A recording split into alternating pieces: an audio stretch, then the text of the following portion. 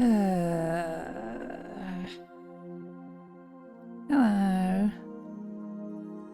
Going to try this again now. Got a new controller. Actually arrived 20 minutes before the start of the stream, so it's neat. And about 3 hours after I ended the stream prematurely yesterday, I was like, wait a minute, I could have just played the entire game using nothing but the mouse. Why am I such an idiot? That right there is my gigantic blind spot for things like that.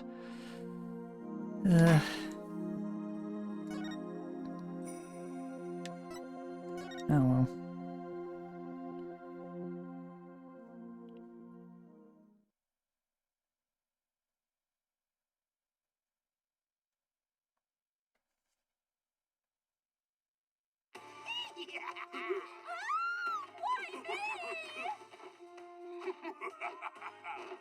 It's time for a revolution! No! Let go of me! That's far enough. Huh? Who's they? It is I, the Plumed Punisher, warrior of Neo Twilight Realm.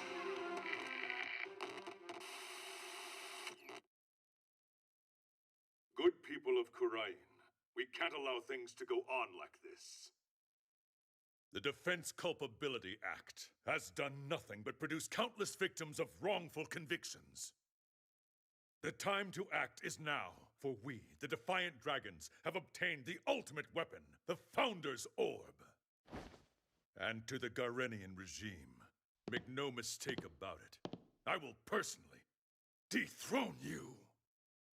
A dragon never yields, nor will he rest until his revolution is complete.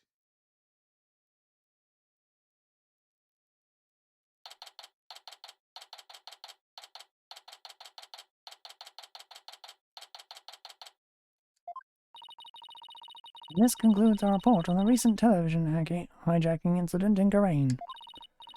But really, who could have anticipated such a surprising turn of events? Did you hear that, Polly? Someone hijacked the airwaves over there. It's like something out of a movie. Hello? Yeah. Dirk, what are you up to this time? Wait a second. Do you know the TV hijacker or something, Apollo? You could say that, but it was a long time ago. And why do you know someone like that? I mean, they're calling him an insurgent. Yeah, about that. Hey now, is that any way to talk about the man who raised you? Huh?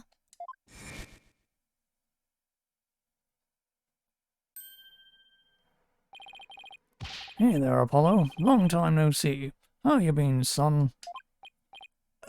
It's that guy that was on TV. Guilty as charged. Surprised to see me, Apollo? I just beamed in from Khurain and boy are my arms tired. This can't be happening. I must be dreaming or hallucinating, or both. No, you're not, Apollo. It's that TV hijacker slash insurgent in the flesh. I'm so confused. Mr. Hijacker, sir, I have so many questions I don't even know where to begin. But let's start with that bit about the man who raised you. Wait, don't tell me you haven't told anyone about me, son. It's okay to brag about it. Tell everyone your old man's me, the rebel Dirk. I mean, my face is all over TV these days. I'm practically a celebrity.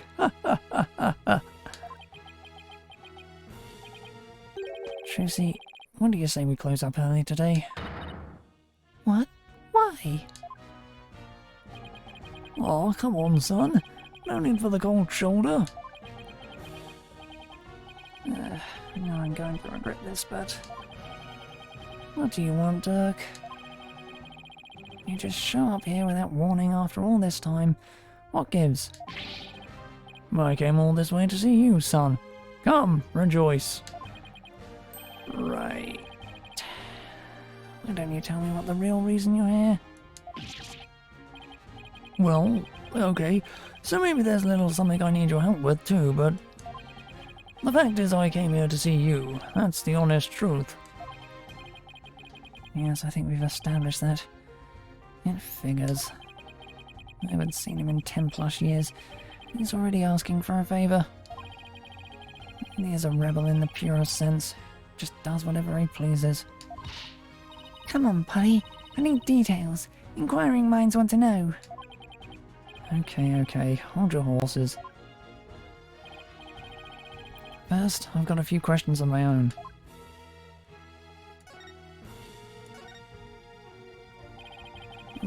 Pleased to meet you, little lady. My name is Dirk Shamadi.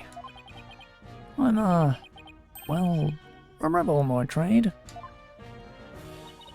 A rebel?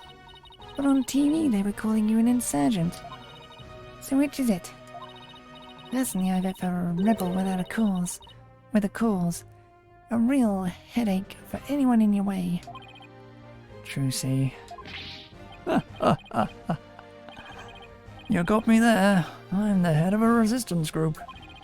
The Defiant Dragons. We like the good, the bad, and the ugly, but without the good part. In Karain, I'm like the boogeyman. A tall tale parents use to spook their kids straight. That's too bad. You seem like you'd be a fun, cool guy to hang out with. This little lady's a real catch, son. I'm talking bride material, if you get my drift. Wait, what? Oh, stop it. You're embarrassing me, Dad. They're brother and sister. She's a plucky one, all right. I'm trying to set up... Someone pluck me out of my misery. Now, about that man who raised you business.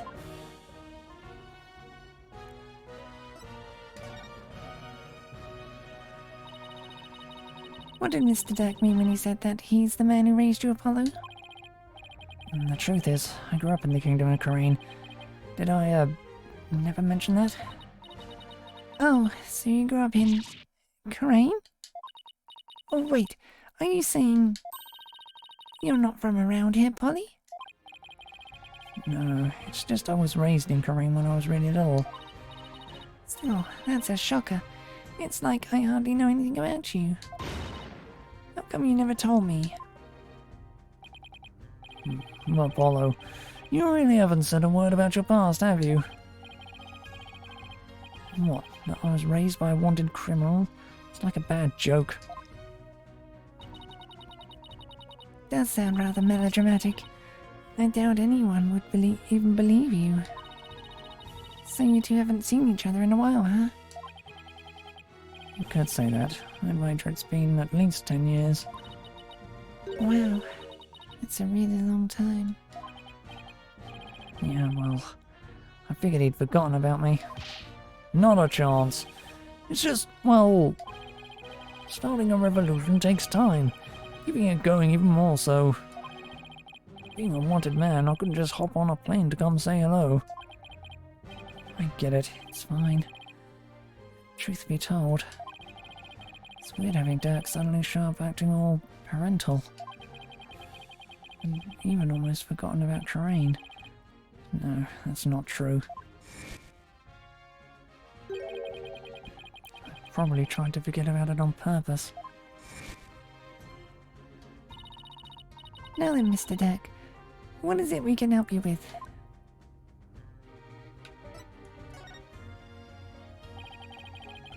I need to get my hands on the Founders Orb, the most sacred treasure of Karain. That's where you come in. The Founders Orb? Wait, but didn't you say you already had it in that broadcast of yours? Oh, don't go believing everything you see on TV, little lady. No one's seen hide nor hair of the Founders Orb for some time. No way. So, that was just a bluff? What are you going to do if you don't find it? I don't know. Guess that just means we have to find it, son. Because I can't really back down now, can I? Different year, same old Dirk. It's all coming back to me now. Hold on. I think I read something about this in the newspaper a while back. Something about you guys stealing a sacred treasure from the temple's treasure room? That's a load of crock. We didn't lay a finger on the orb. Really? Yes. Baseless allegations. All of it. Our enemy has really found a way to keep us on our toes. Oh, so it's like a setup.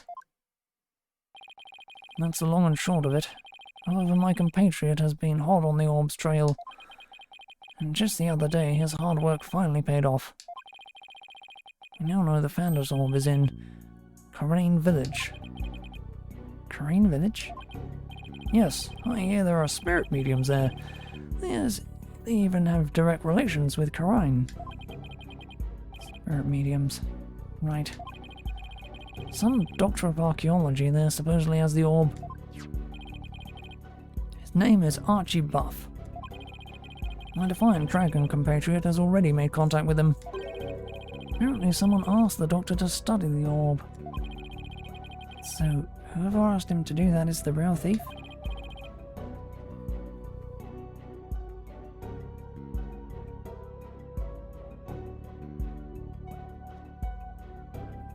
Most likely. Do you think this guy will just hand the orb over to you? My compatriot Dad says Dr. Buff has already promised to do so. It seems he knew it had been stolen and wanted to do the right thing. I remember running around with him when I was a kid. So he's here too, huh?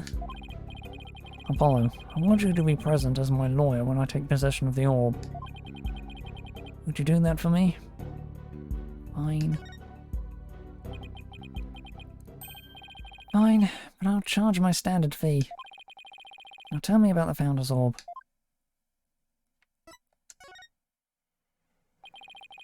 If I remember correctly, the Founder is always depicted as a faceless spirit medium. What do you mean, faceless? Images of the Founder, the Holy Mother of Karain, never show her face. They're depicted as to commit the greatest taboo in Karanism. The greatest taboo, huh? I wonder why. I mean, what could she have looked like to make them hide her face like that? As for the Founders Orb, it was discovered during an excavation 8 years ago. It has an interesting legend that goes along with it. It's said that there's a riddle to the orb, and that any who can solve it will receive immense spiritual power from the Founder herself. Sounds like one big fairy tale to me.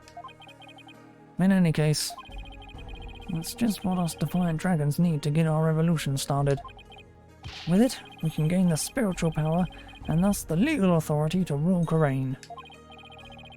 Alright, suppose I believe this legend, then anyone could become king or queen? And that's why you think it'll help you overthrow the Karain regime. Only the rulers of Karain have ever laid eyes on the Orb Apollo. A legendary treasure that bestows immense spiritual power. Doesn't that sound like something you'd want to see with your own two eyes? Does sound just a tiny bit intriguing.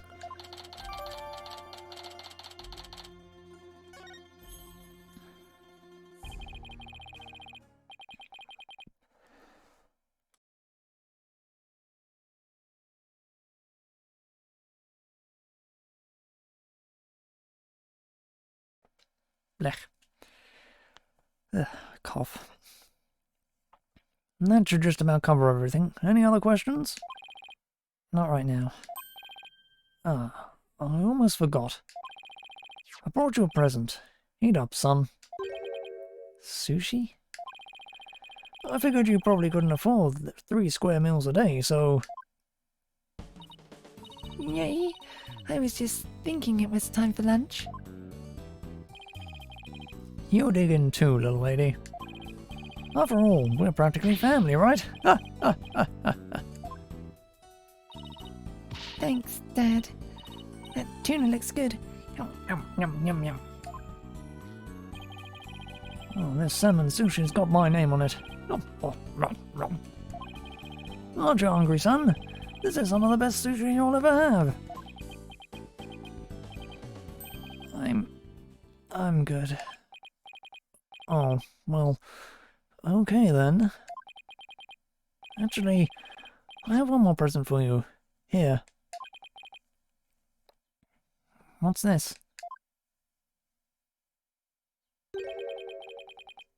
A picture of your father. It's been 23 years since he passed away. Huh? This is my father? His name was Jove Justice. Jove?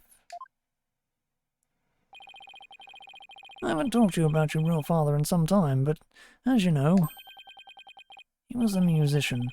A wandering minstrel, if you will, and a talented one at that. Why are you giving this to me now? I thought it was sad you didn't know what your old man looked like. I searched high and low to find that one picture.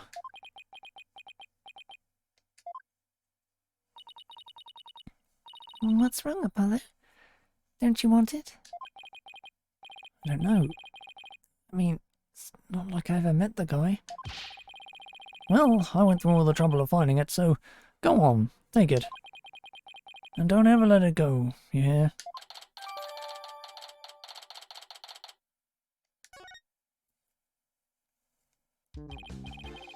Well, now that our bellies are full, what do you say we hit the road?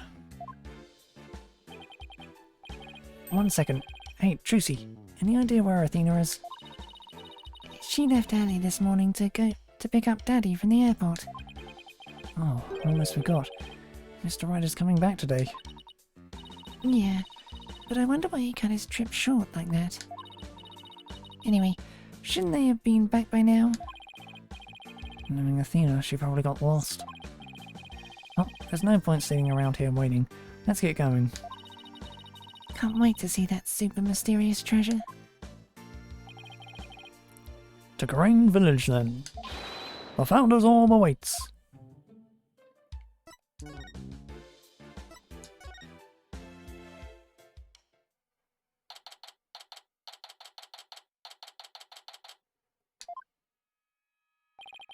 So this is Karain, the mystical village of spirit channeling.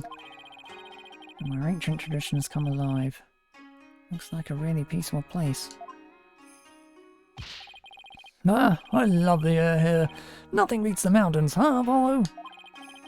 Come to think of it. We used to live way up in the mountains too, just like this.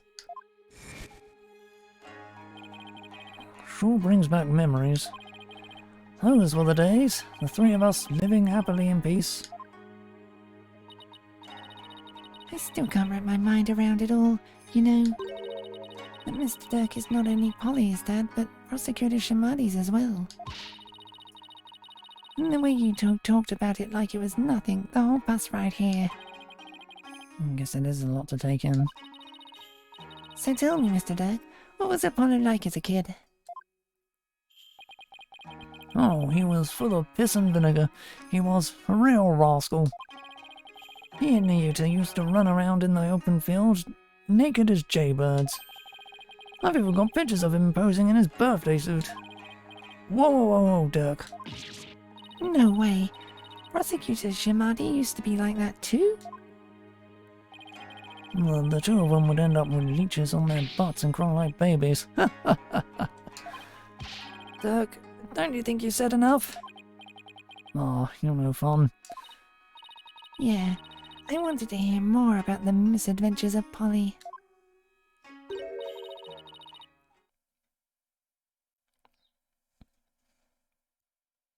Hey, what are you people doing here? Emma. Emma? You know this lady, son? Yeah, this is Emma Skye. She's a detective. Technically speaking, I'm a forensics expert, but I'll let it slide. Anyway, I can't say I'm surprised to see you here. You always seem to pop up whenever there's trouble afoot. Still, what are the odds of running into you here in the boonies? By trouble, you mean you're investigating a case? Does it look like I'm here to sightseeing? Wait, don't tell me. You're not here to see Dr. Buff, are you? Huh? How'd you know that? We're actually on our way to meet with him right now. Figures. Well, follow me. I'll show you the way. Really? Don't look a gift horse in the mouth, son. Just following the nice lady.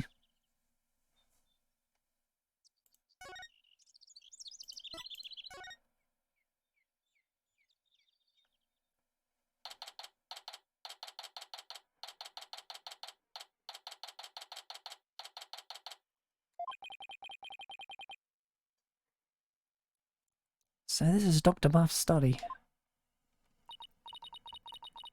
Wow, look at all those books. The shelves go from floor to ceiling. It's like a library in here. Yes, lots of artifacts too. A true archaeologist's paradise. Look, son, there are so many relics, they're spilling onto the floor. What a delightfully amusing room.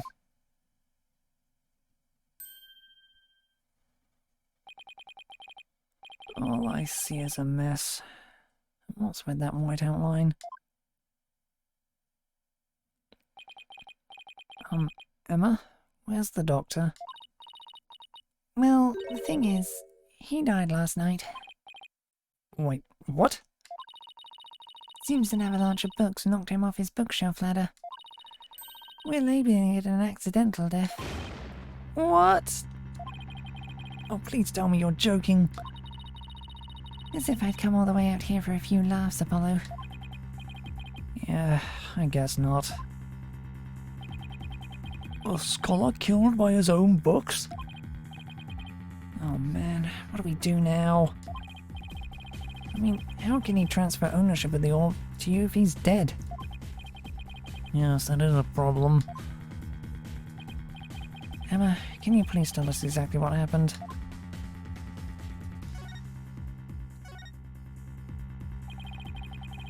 So the doctor died in an accident.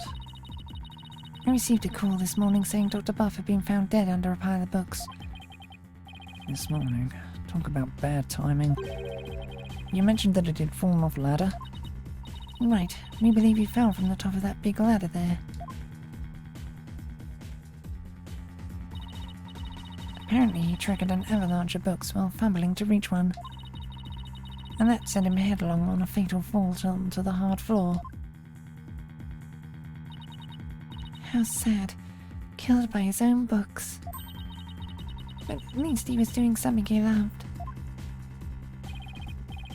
For a scholar, I suppose it's kind of like a soldier being killed in the line of duty.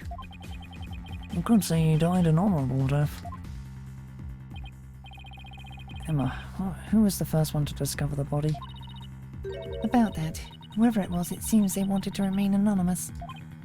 What? It happens now and then. Some people would rather not get involved with the police. I can relate to that. Yeah, being a wanted man and all. What now, Dirk? Dead man can't exactly hand over the orb. We'll just have to find it. Must be around here somewhere. Just to fill you in, Emma, we're actually here to get something.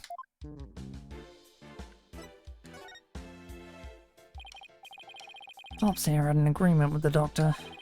The doctor was supposed to hand over a sacred relic known as the Founders Orb. Pops? Oh, I see. That could be a problem considering he's dead. Do you have a plan B? I have an agreement in writing. My compatriot Dad should have it. Well, there shouldn't be any problems then. So, who is this gentleman you're escorting? Oh, right. I haven't introduced you yet. This is Dirk. He's from the Kingdom of Corone. All the way from Corone, huh? So, what do you do there? I used to practice law, but I'm taking a break from all that. I'm focusing now on making Corone a better place through volunteer work. Volunteer work, huh? How interesting. Well, that's not technically a lie. So, how do you two know each other? Oh, he's sort of my foster father. Come again? Yeah, and he's Prosecutor Shamadi's real father too. What? You mean you? I'm Prosecutor Shamadi? I'm so sorry. Seems you had quite a life. Guess she's put a few things together. Actually, Dirk, you look kind of familiar. Have we met before?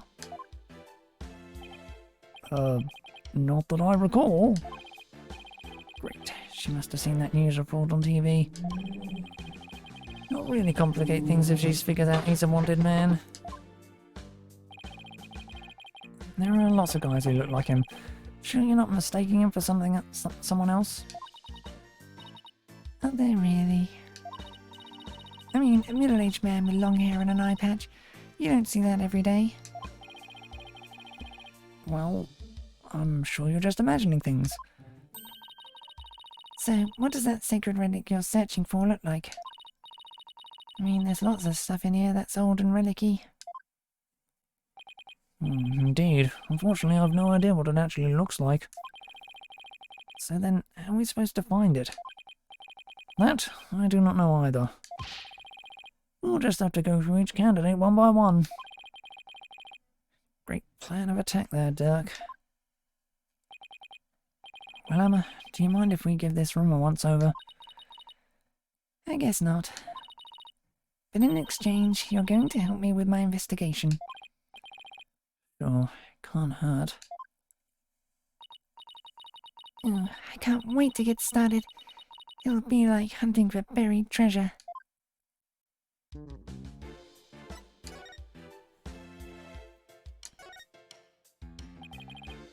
Is this a bird?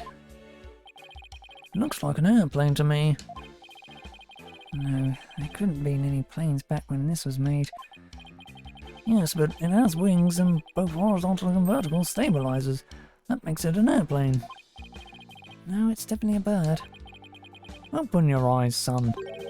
As a lawyer, your job is to see the true nature of things. I still say it's a bird.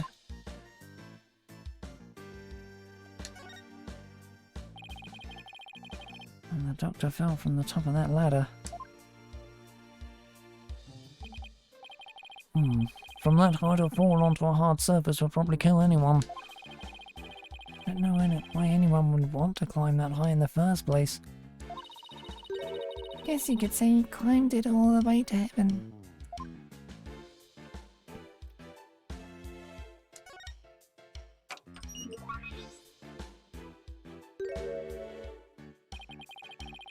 PC is password protected. Trucy, you think your magic can do something about this? I don't think it can override a password. Now, a locked desk, that I could get into. Like yours back at the office, Polly. Yikes. I'd better watch what I put in there. What? Don't put weird stuff in your desk? Stuff you don't want anyone to see? Jeez, you're a mind reader too. No, but unlocking your thoughts is a cinch.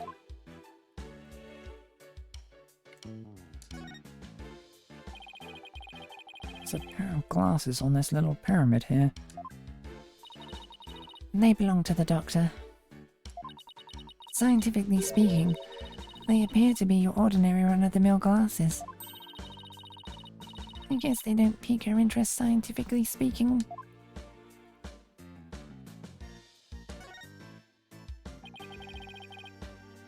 So this is where Dr. Buff died. Poor man, he fell right onto his head and probably died almost instantly. I see some blood on the book there. But what's that dark stain? It appears to be coffee. It's still damp, so it must have gotten on there recently, perhaps even last night. That's a mighty big window he's next to. Big enough for someone to see inside. Exactly. That's how the local resident who reported his death found him to begin with.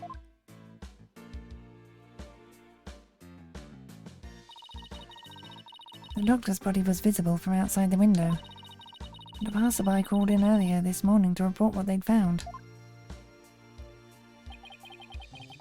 So you mean this case is still only a few hours old?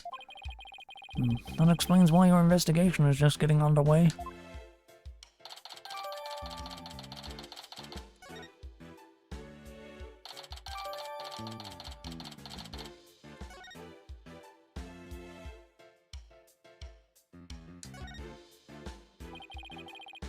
It's a two-tone raincoat. It's still a bit damp. I think someone might have worn it recently.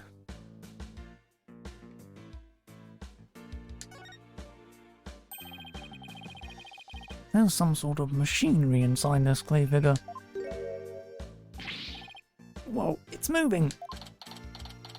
Exterminate, exterminate, destroy all targets. Do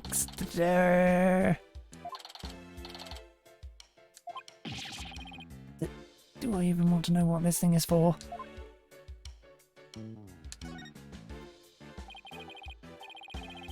A huge window. I bet you could see the entire study from the outside. How could he concentrate in here? I'd feel so exposed. Well, he does have a bookshelf positioned for some privacy around his desk.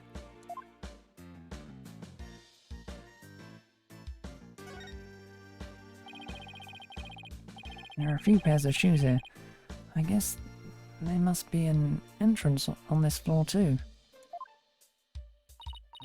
Yeah, there's a back door over that way, but it's usually locked from what I can tell. The visitor entrance is up that spiral staircase. That's the way you came in.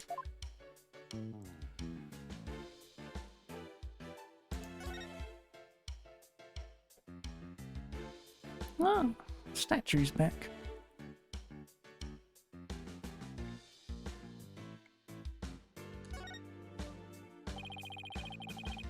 There's a brown stain on this scroll.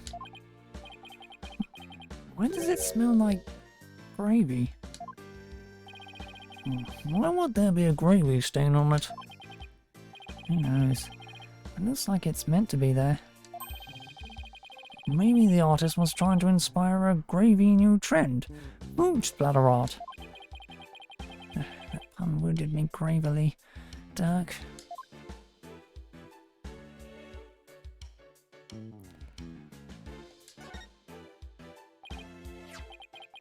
Look, it's one of the doctor's notebooks.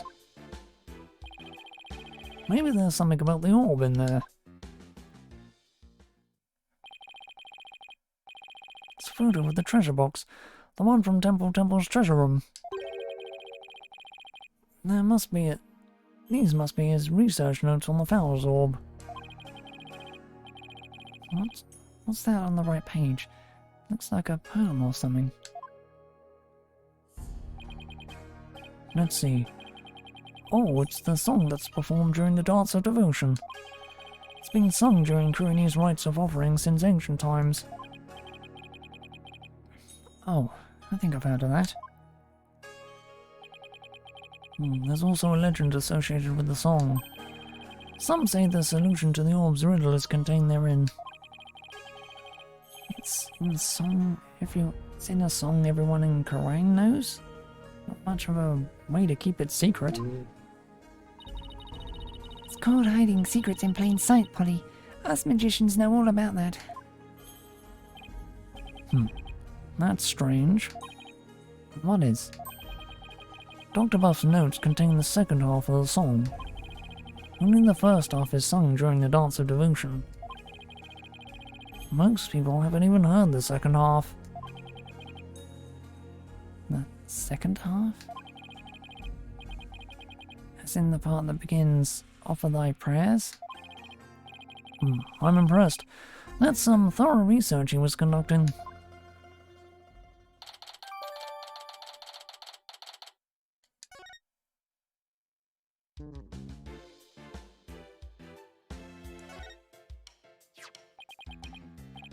Amy. Why is someone's name written on here? Maybe it's so if it ever got lost, someone could return it to its owner. You know, like how school kids put their names on things. Yeah, but this is just an urn, and the name is written so big. Well, I wrote my name on my magic panties. It says, Wright, in super big letters. The less said about this, the better.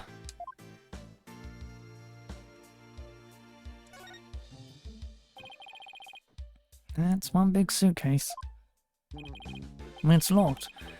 Is it the doctor's? No, someone left it here last night. So the doctor might have had a visitor. But how can you tell?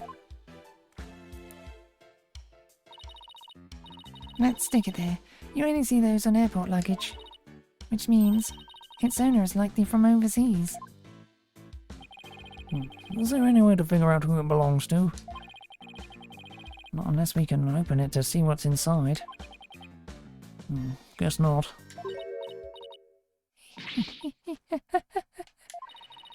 That's because you're not me. Emma Skye, forensics expert extraordinaire. Try as you might, you won't find the word impossible in my forensics handbook. Is she okay, son? It's like she's become an entirely different person. Oh, that's just what happens when our forensics switch gets flipped. With this, identifying the suitcase's owner will be as easy as pie. Is that fingerprint powder? That's right, and there's no better time than the present to use it. Here we go!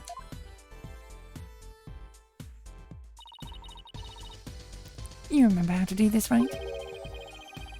I apply the powder to where I think some prints might be and blow off in the excess off. Exactly. Well, have at it. Now, how would I expect to find prints on a suitcase?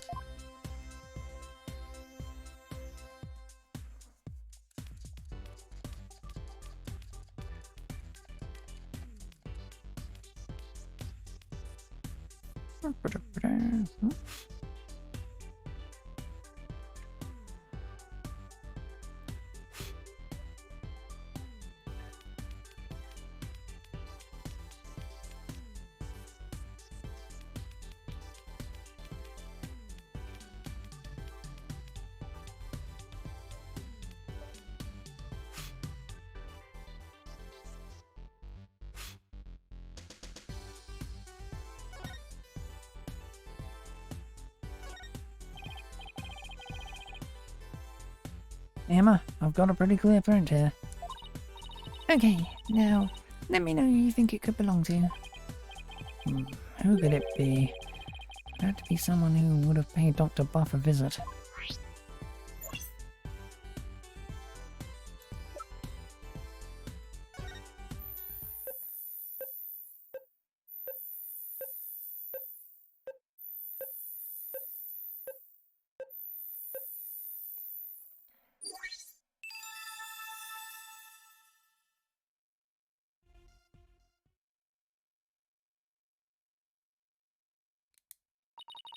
We have a match. Stats. Come to think of it, he did stop by to see the doctor, didn't he? To conclude the orb transfer agreement. So he is the one who forgot his suitcase here. Where do you suppose he is now? Haven't heard from him in a while, and he's not answering his phone. Wait, you don't think he left his phone inside his suitcase, do you? Wouldn't put it past that knucklehead. Actually, I think we may have run into him earlier. Really? A suspicious man had been reported in the area. But when one of my officers approached to question him, he took off like a shot. What? Sorry about that. Cooney's people aren't all like him, I swear. Well, he's probably still in the village somewhere. Maybe he knows something about the orb.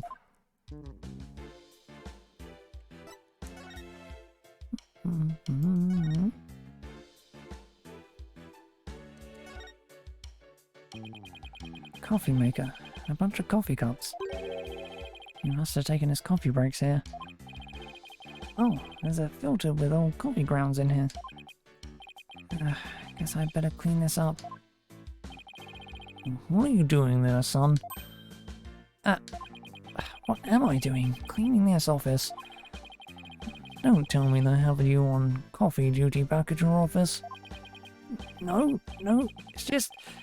if I don't keep the place clean, no one will.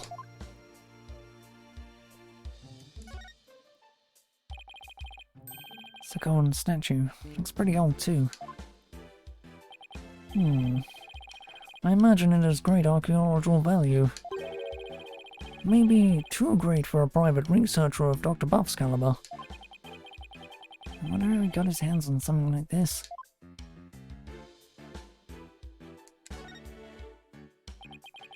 It's a spiral staircase. And it's connected to a hallway up there. Why'd they have to place the second floor so high up? Wait, you're not afraid of heights, are you? Oh, well... Oh, Polly's hilarious around high places.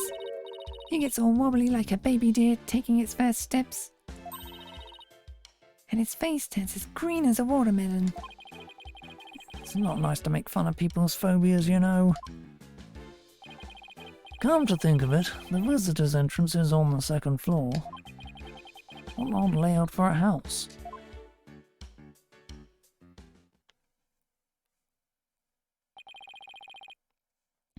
Seems the orb isn't here. That means Dats might be our only lead at this point. Detective Sky said he might still be here in the village. We should try to find him.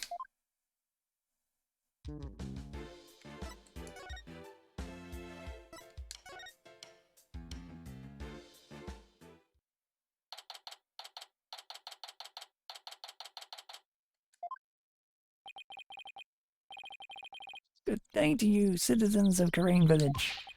My name is Politician. Oh, this guy. My name is Politician, and I want your vote. Wow, that's really loud. Look, something's coming this way. Politician, savior of Corain has come to... Ah, it's you people. Apollo, what is that strange conveyance coming this way? Right, left, halt! It's one of those, what do you call them? Palanquins?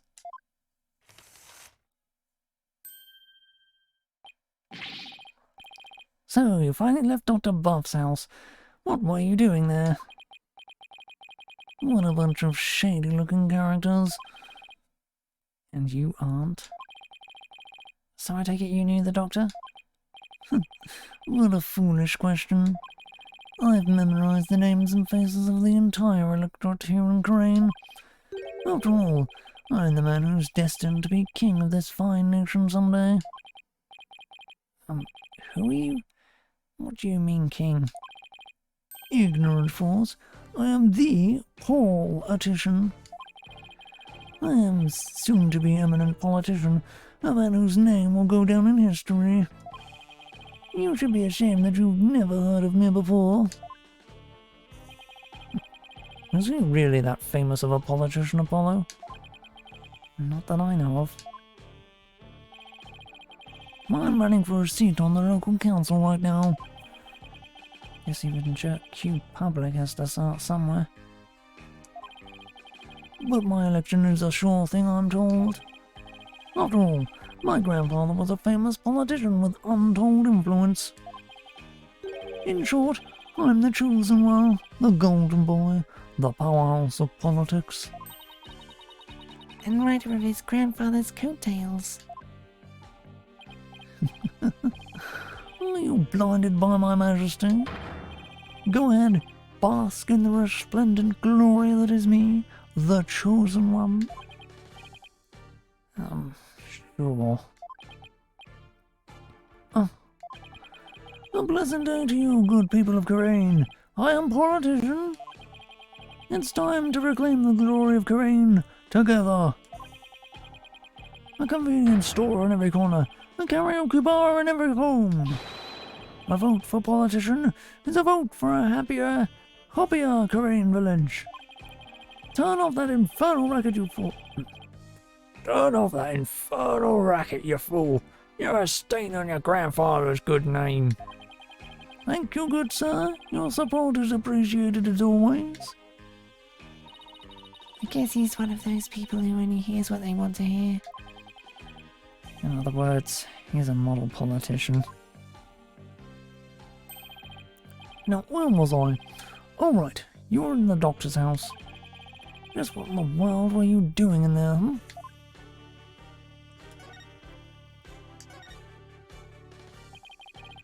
Is this what you ride around in when you're campaigning? That's right. It's perfect for the narrow roads and the steep hills here in this village. It has a top speed of 5 miles per hour, but it suffers from serious reliability issues. Namely, these imbeciles tire out too quickly. We'll try harder next time, sir. Oh, guys, you're exhausted and covered in sweat. The Addition family has been in politics for generations, even back in the old country. Really? My grandfather, Abe Petition, was a prominent member of Congress, and he was born right here in Karain. There isn't a person here who hasn't heard of him. All I asked about was his palanquin. You must have heard of the Additions. I'm even receiving our old country campaign style. Reviving our old country campaign style. Blech. Oh, politics aren't really my thing. Tracy? I don't recall ever reading about them at school. Young people today. Young people really need to pay more attention to politics.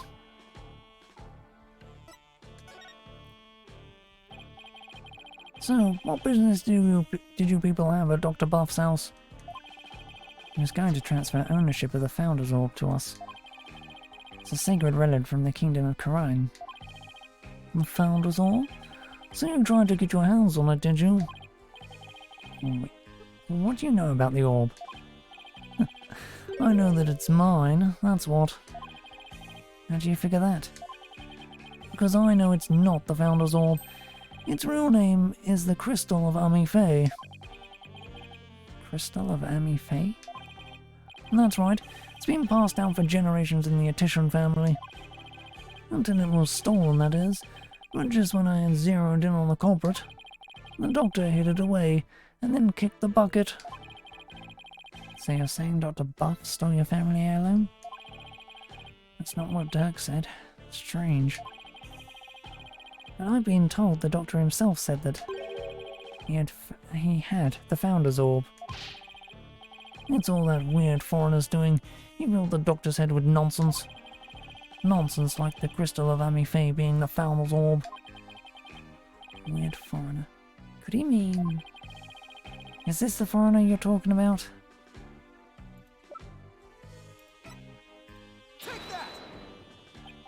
Yes, that's him. I thought so. Now we really have to find that.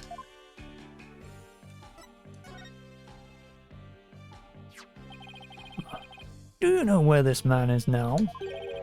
I imagine he's at the detention center by now. I called the authorities after I found him hiding in my dog's doghouse. What? That buffoon.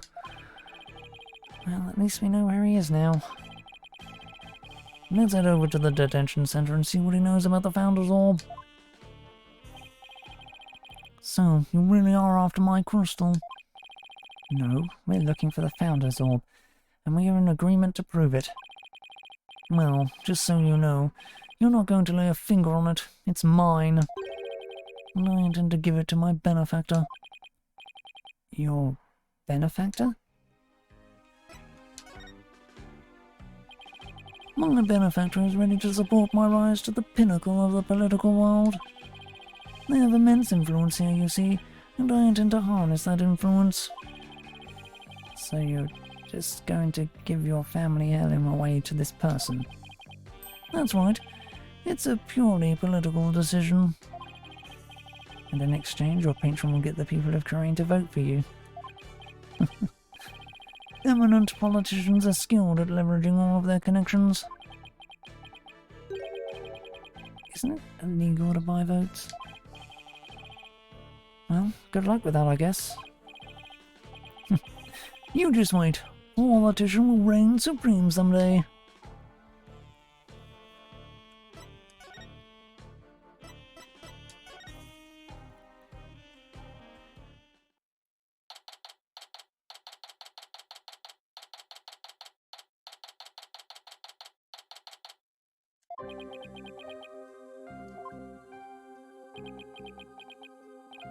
Hey.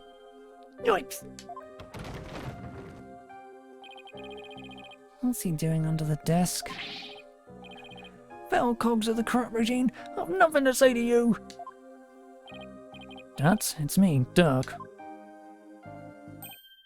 Oh, Dirk, you're a sight for sore eyes. I knew you'd come save me. Well, this is another fine mess you've gotten yourself into. My bad.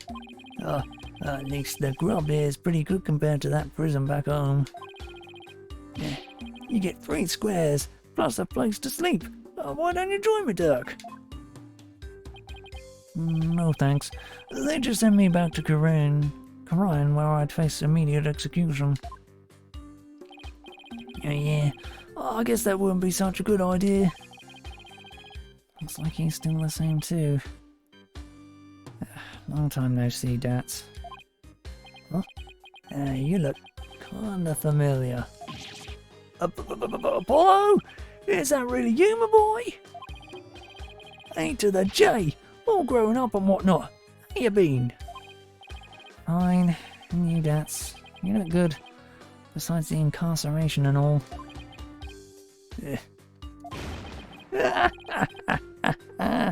Oh, those horns, AJ! Horns? They've grown up with you, just like a stag's antlers. I can't take it. You really haven't changed a bit. Anyway, there's something we need to talk to you about. Sure, put up a chair. I've got all the time in the world. The Slammer's like my second home. It's really not so bad once you get used to it. He's rather laid back for someone in police custody.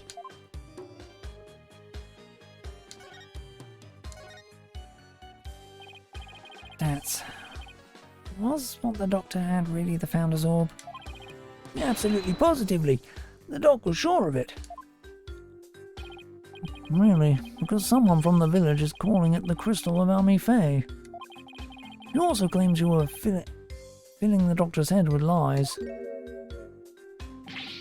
Oh, that ain't true. The doc said he was sure it was the real deal. All his fancy research confirmed it was the Founders Orb. So then that politician character was lying. Imagine that, a politician who lies. I bet he wants the orb all to himself. I wonder who's telling the truth. Well, take a look at this. Proves the doc believed he had the Founders Orb. Let me see that.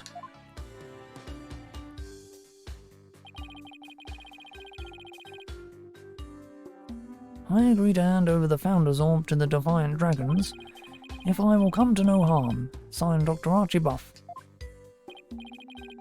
See, I got it all down in writing. But that's... Why does it say, if I will come to no harm at the end here? Sounds like he was scared of you. That's...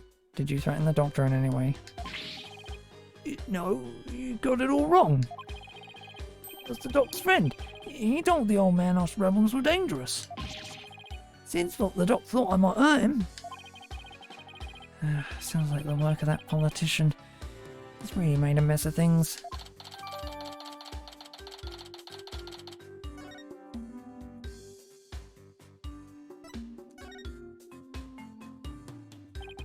What have you done now, Dats? Nothing. I'm innocent, I tell you. All started when this dog-faced cop tried to question me. He looked so funny, I started laughing at him. That's when they came after me. It was hilarious, I tell you. I mean, a human police dog. How funny is that? Right. So what happened after that? Well, they caught me hiding in a doghouse. The dang pooch ratted me out. Guess that's what I get for laughing at one of his doggy comrades. Sounds like the dog's got the last laugh. Dats, weren't you cleared of those jailbreak charges? And your capture by Lady Kira deemed unlawful? Well, yeah, but the cops here don't seem to like me anyway.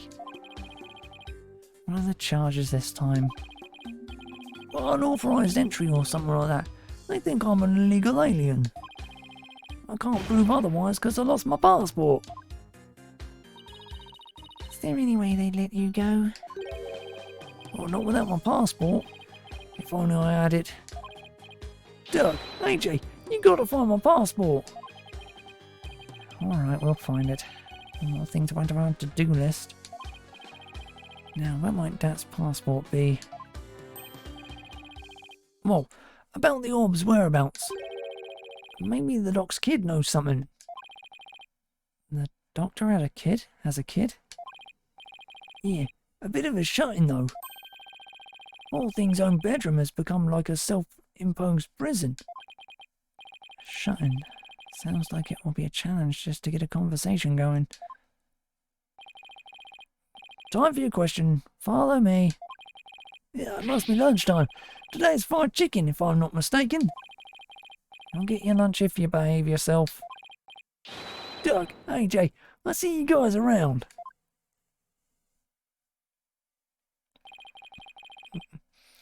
Our only lead now is Dr. Buff's kid.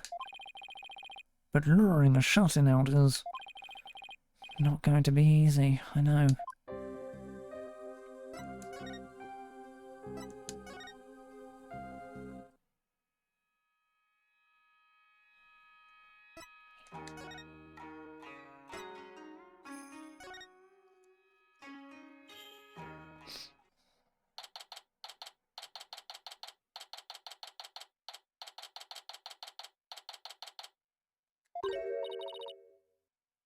Oh, it's you again.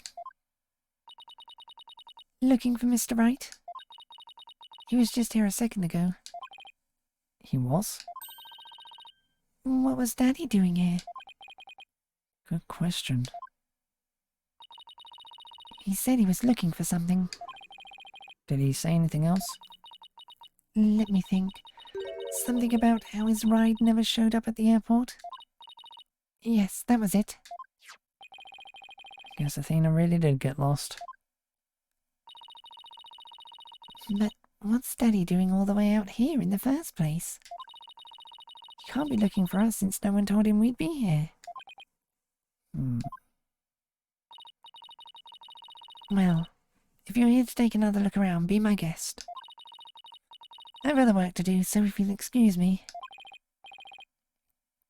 Of course. Thanks, Emma. First and foremost, we've got to find Darcy's passport. We should also have a word with Dr. Buff's child. Hey, is it just me, or is there something new in here? Oh, you mean that thing? Yeah, we should take a close look at it too. Let's not forget about Datz's passport. Should be around here somewhere.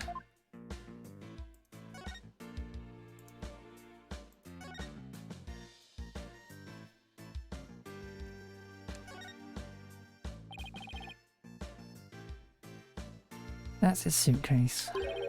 Maybe his passport's in there. It's no good. It's locked tight. Should have asked him for the key.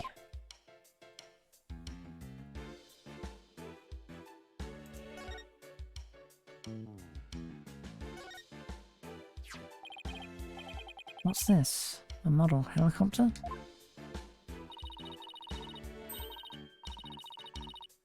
Don't you know anything, Apollo? It's a drone. They're all the rage right now. I bet it belongs to the doctor's kid. We need to ask him about the orb's whereabouts. Yeah, but hiring out a shut-in isn't going to be easy.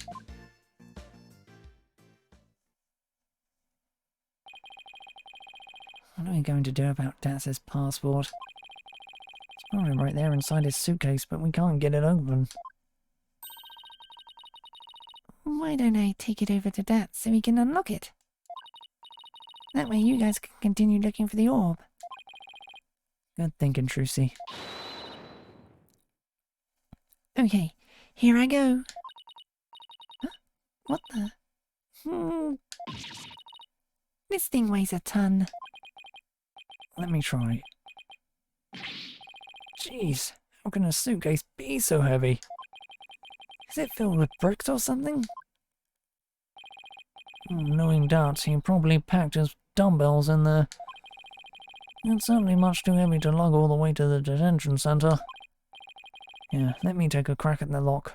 At that lock. What, are you going to pick it?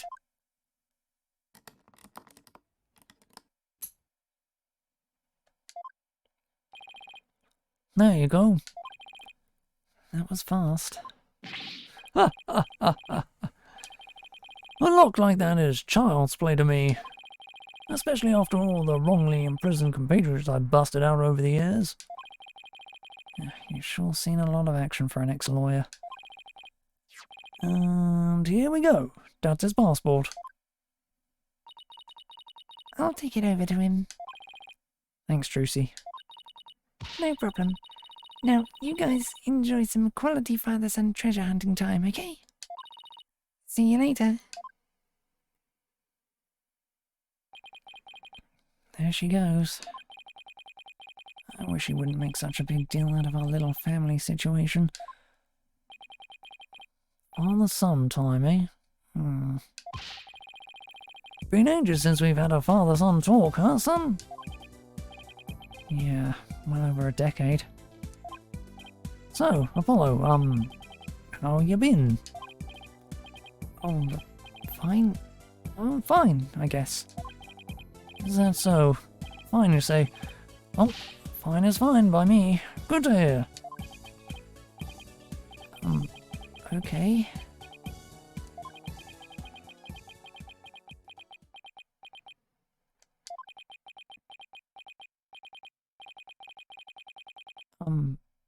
So, what do we talk about now? Get down. Hit the dirt, son. Huh?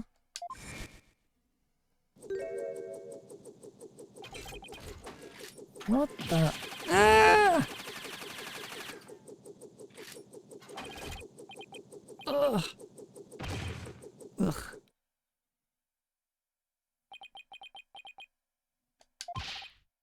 Speak to me, son. Say something.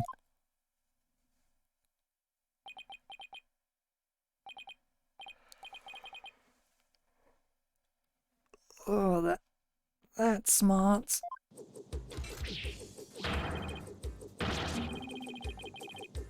You maggots.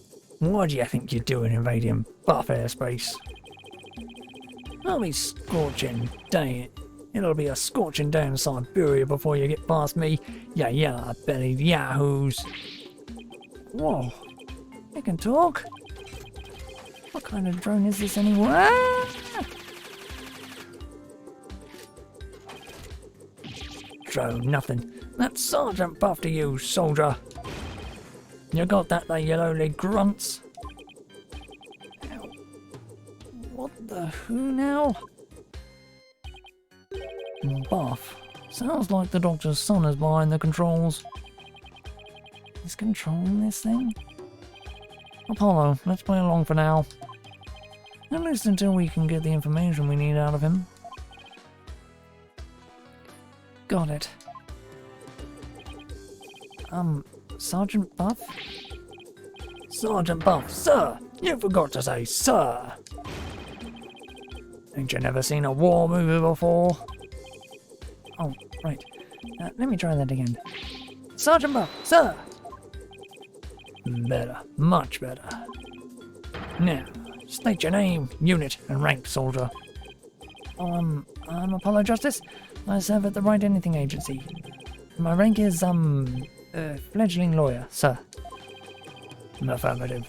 Private Justice. Private? Listen up, diaper baby. Your commanding officer's orders are absolute. Disobedience means a one-way trip to the firing squad. Do I make myself clear? Sir? Yes, sir? Good, good. We might make a man out of you yet, Private. Now for you, Cyclops. Huh? Oh, you want my name, unit, and rank too? I'm Doug Shamadi.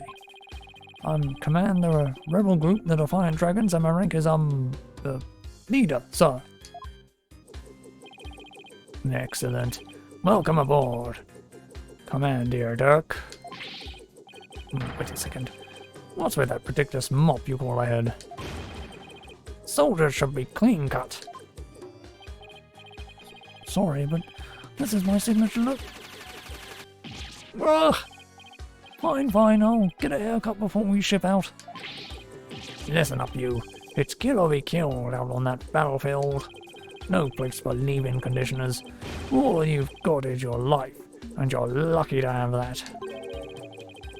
Totally obsessed with field survival for someone who never goes outdoors. This is going to be harder than I thought, son.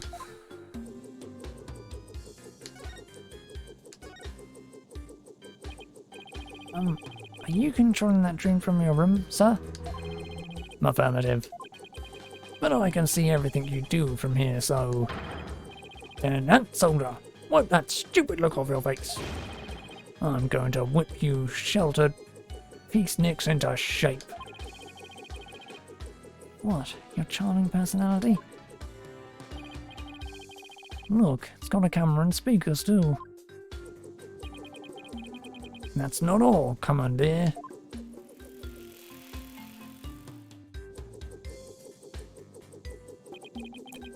With these arms I can cook and clean too. Speaking of which, Private Justice, you're on latrine duty. Snap to it on the double.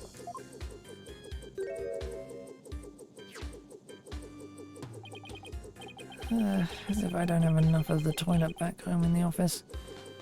Don't see enough of the toilet back at the office. Nah.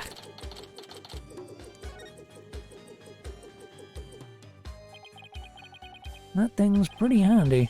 Us Defiant Dragons could use one of those. Yes, it is a fine piece of hardware, isn't it? I modified it especially for siege defense. Siege defense? You mean how you won't leave your room?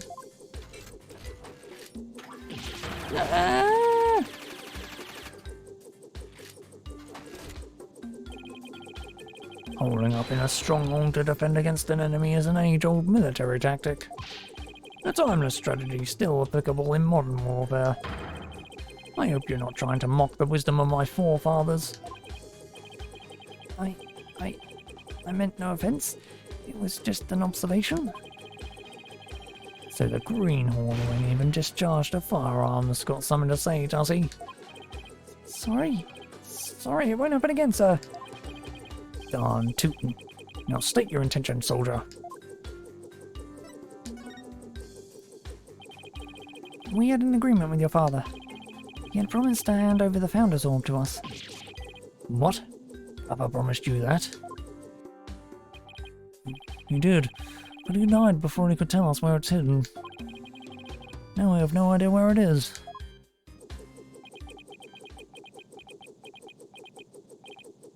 Oh.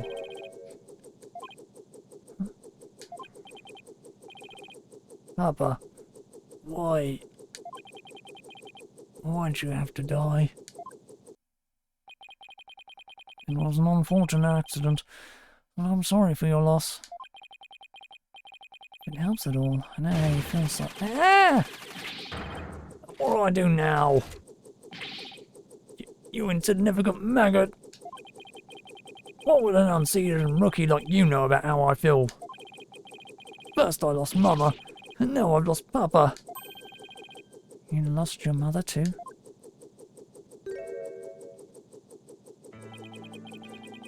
She's been gone for some time now. I'm all alone now.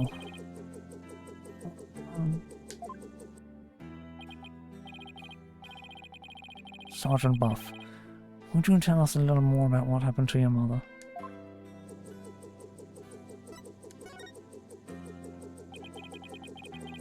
Mama passed away about 6 months ago. We were still living in our apartment in the city. Back then I had yet to engage my siege defense strategy. Although that something caused him to withdraw from the world. It was arson.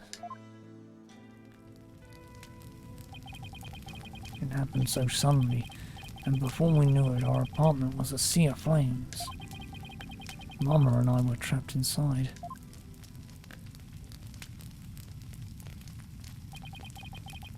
But help never came. And Mama cradled me in her arms. Kicked out a window. And jumped. She did what?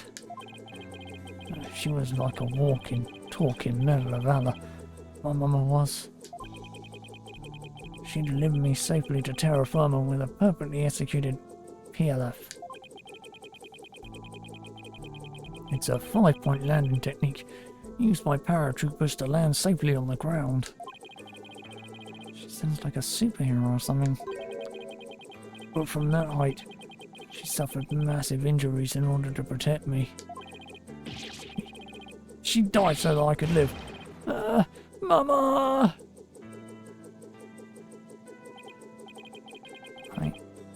I don't know what to say. And the person who started the fire, he was immediately apprehended. They say he was standing outside laughing while the building burned. At least justice was served. I hope that brought you some solace. I've lost both my parents now. You can't possibly know how I feel.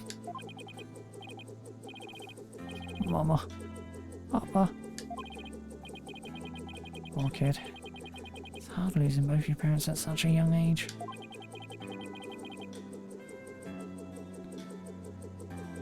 Considering the voice I gave him. He must really feel alone now. Apollo? I imagine you know what he's going through.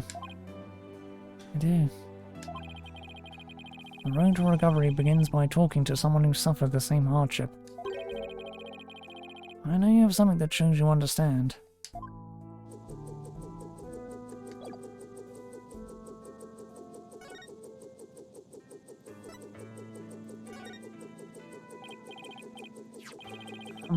Sergeant, sir, would you please take a look at this?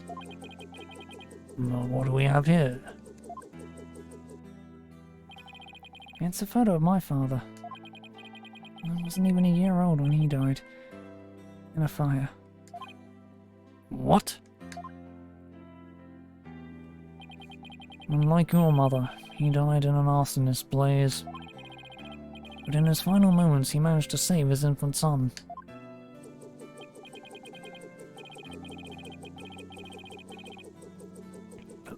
Private Justice, you've suffered a loss just like mine.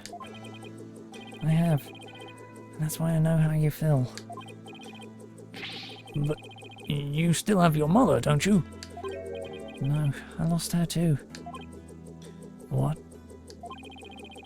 She disappeared after the fire. I don't know if she's still alive or dead. Heck, I don't even know what she looks like. Well, Sergeant Buff, his experience is very much like your own. If anyone can understand the sadness in your heart, it's him.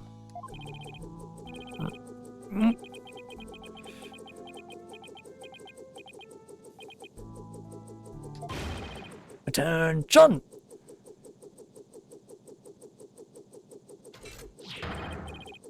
I salute you, Commander Justice. You are no longer a private in the Buff Army. Henceforth, you will be a corporal. Corporal? Congratulations on your promotion, Corporal Justice.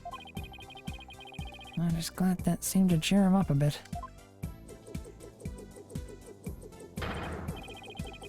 Now, comrade, let's toast to your new stripes.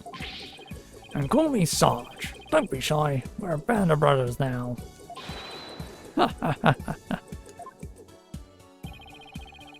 Now's our chance, Corporal. Ask him about the Founders Orb. Dirk's getting way too much of a kick out of this.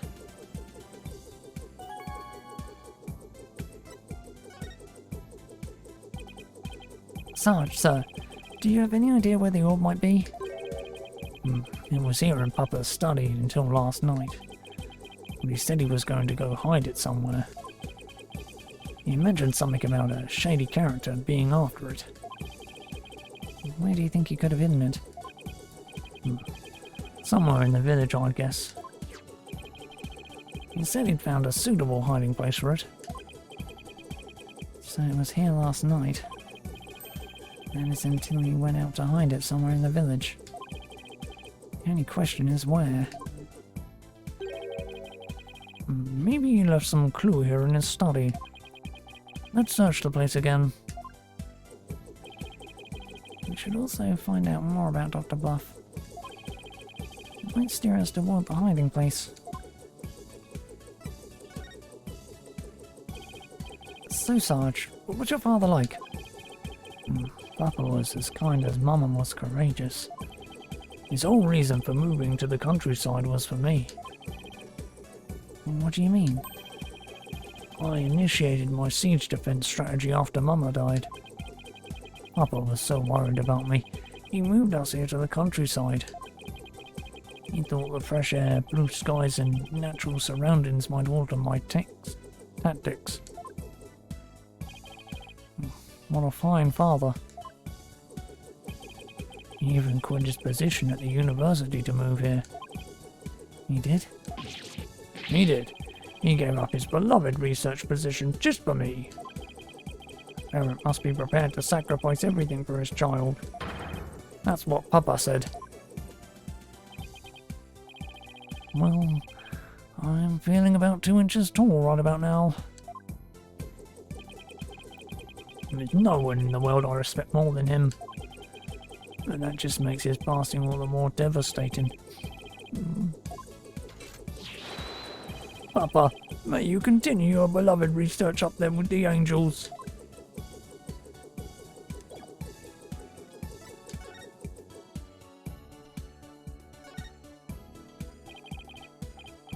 It's a shoe cubby. These shoes like they belong to Sarge and his dad. These boots here are a little damp.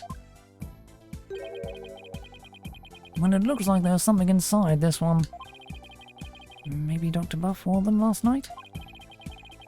They might lead us to where he hid the orb. Let's take a closer look.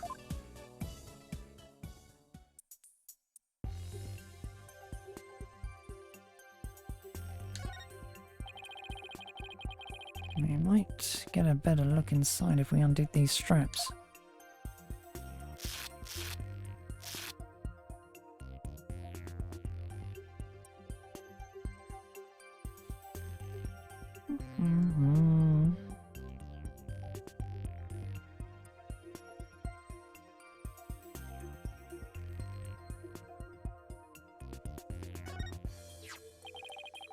It looks like some kind of glowing moss.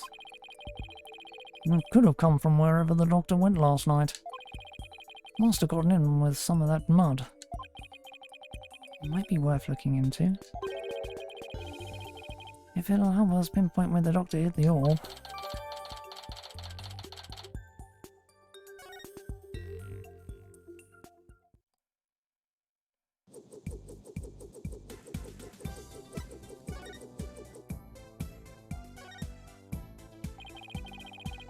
This computer could provide some useful information.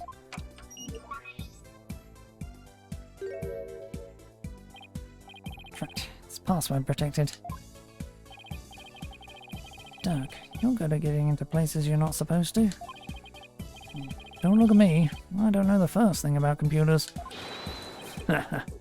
Leave it to me. A modern-day warrior must be well versed in technology and have mean pride. After all, he who controls information controls the battlefield.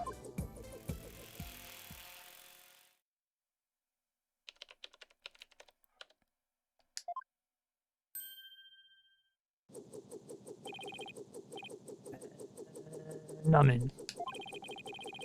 Looks like modern day warriors have mean keyboard skills too. Okay, let's see what we can find.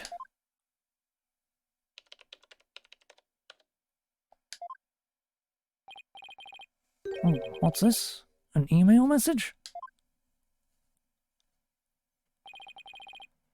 Now this is interesting. It's a research report to whoever asked the doctor to study the orb. Yeah, I put the data on this. Take it and use it well, soldier.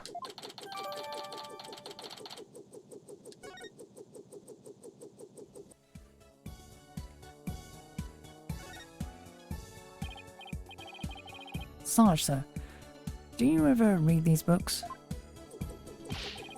Why, of course. Soldiers must have extensive knowledge as well as fighting prowess. I'm learning all I can each and every day in preparation for the big battle. The big battle? You know, for when I go back to school. I'll need to be up to date on every subject. Stuff like, you know, the latest comics and Hollywood gossip.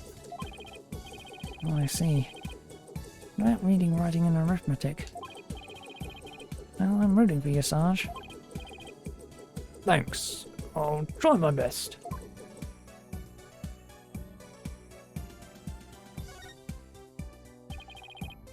It's a raincoat. It's a bit wet and there's fresh mud on it. And that must mean someone wore it recently. Indeed. Maybe even as recently as last night. Sarge, did it rain here last night? Negative. There wasn't a cloud in the sky. How did this raincoat get all muddy and wet? When I saw it last evening, it looked pretty clean and dry to me. That means it got like this later at night. Good eye, son. This may very well turn out to be a vital clue.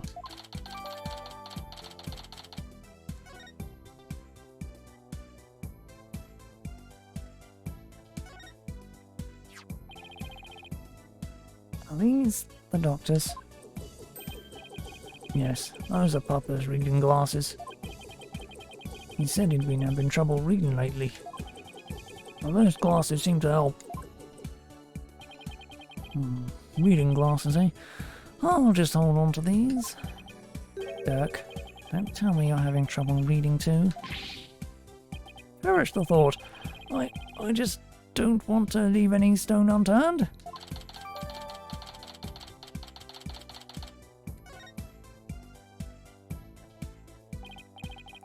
Okay, let's go over what we've learned so far. Wherever it was that Dr. Buff went, he needed a raincoat. And it was somewhere where this glowing moss grows. Any ideas where that might be, Sarge? Negative, comrade. I ain't to say my intel's a little thin on this one. I've been occupied with my siege defense strategy ever since we moved to the village. Well, son, it seems we have no other choice. We'll have to ask the locals if they know of a place like that.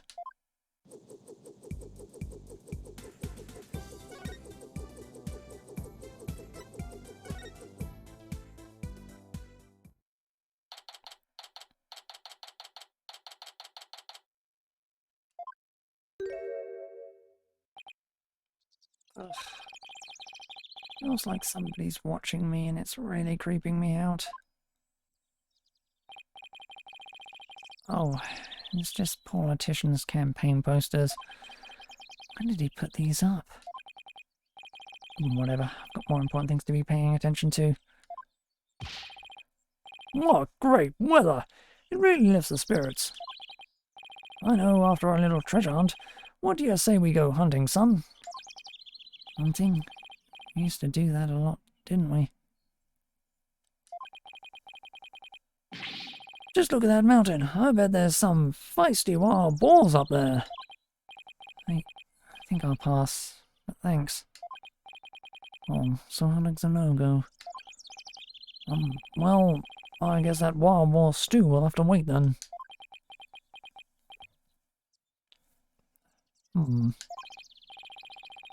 Apollo, something seems different from the last time we were here. You mean the posters? No, not those. What's he talking about? Guess I should take a look around myself.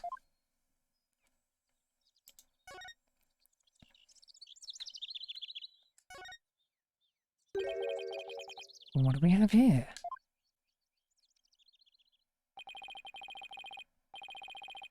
Looks like an unfinished picture, like something a little kid might paint.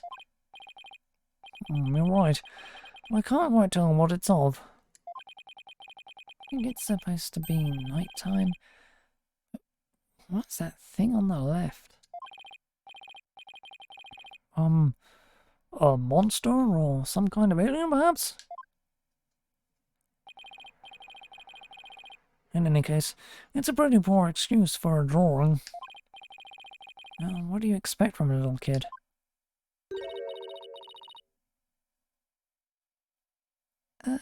Little kid?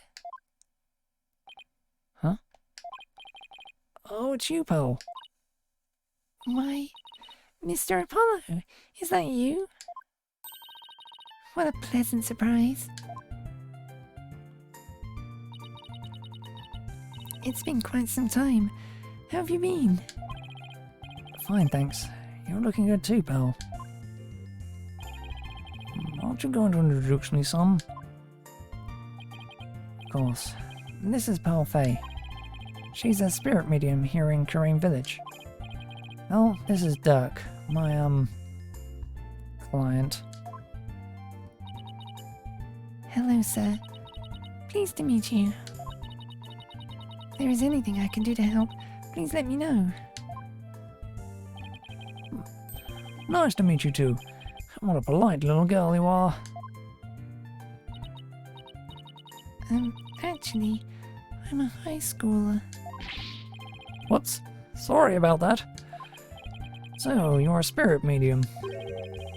Does that mean you can channel spirits then? Yes, I'm still in training though. But I'm well versed in the art of spirit channeling. Well now, isn't that something? I mean, back in my country, our little princess hasn't channeled a single spirit yet. Pretty impressive, young lady. Oh, but compared to Mystic Maya, there is so much more I must learn. Mystic Maya. Alright, Amifay, Mr. Wright's former courtroom assistant. You told me all about her. She's a spirit medium too, if memory serves. Yes, she's an amazing medium, and soon she'll be the next head of the Fae clan too. Mediums and spirit channeling. I've heard all about it from Mr. Wright. He said that mediums will even physically become the person they channel. Wonder if even little Pearl would turn into a hulking giant if she had to channel one. I hope you don't mind me asking, but what brings you all the way out here, Mr. Apollo? Oh, just a small matter to take care of. Wait, would it happen to be the matter Mr. Edgeworth is looking into? Prosecutor Edgeworth? What's he doing here? Oh, so it's a different matter then. Because I just saw him a moment ago. He appeared to be searching for something. Oh.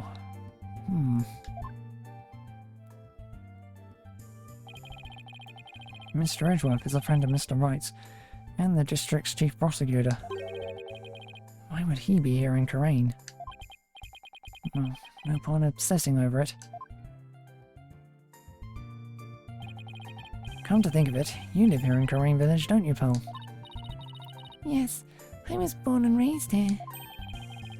This is perfect, Apollo. Let's ask the young lady if she knows where the doctor might have gone last night. I was thinking the exact same thing. Maybe I should show her what we found in the doctor's study.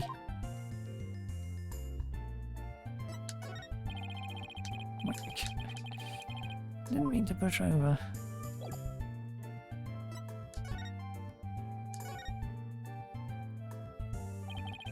What a peaceful place. Nothing beats mountain air. Many of the villages have left for the city, but I just love it here. Blue skies, lush forest, star-filled skies at night, and fireplace in the summer. Plus, the big, beautiful blue ocean is just beyond that mountain. The ocean? What do you say we go for a swim, son? Oh, I think I'll pass. Besides, I can't swim. Pearl? Karain Village is like the home of spirit mediums, right? Yes, and I'm part of a long line of mediums. I've never seen a channeling before, but... is it possible to channel the spirit of anyone who has passed away? No, not just anyone. You must know their face and true name. Really? You can channel a spirit just by knowing their face and name? That's an amazing ability. It is, but it can only be learned by those with a gift occurring in certain bloodlines. And years of intense training. At present, Mystic Maya and I are the only ones in our village who can channel spirits. Looks like spirit mediums are highly valued here, much like they are back in Karain. I heard there used to be many more of us a long time ago. But now we are in very short supply. Most of the women nowadays don't want to stay. They want the thrill of the big city. Yeah, well, you guys aren't exactly close to any shopping malls or nightclubs out here. But what about you? Are you not interested in things like that? Who, me? Well, I wouldn't mind a new outfit or two, and well, oh, never mind. It's okay, Pearl. You are at that age after all.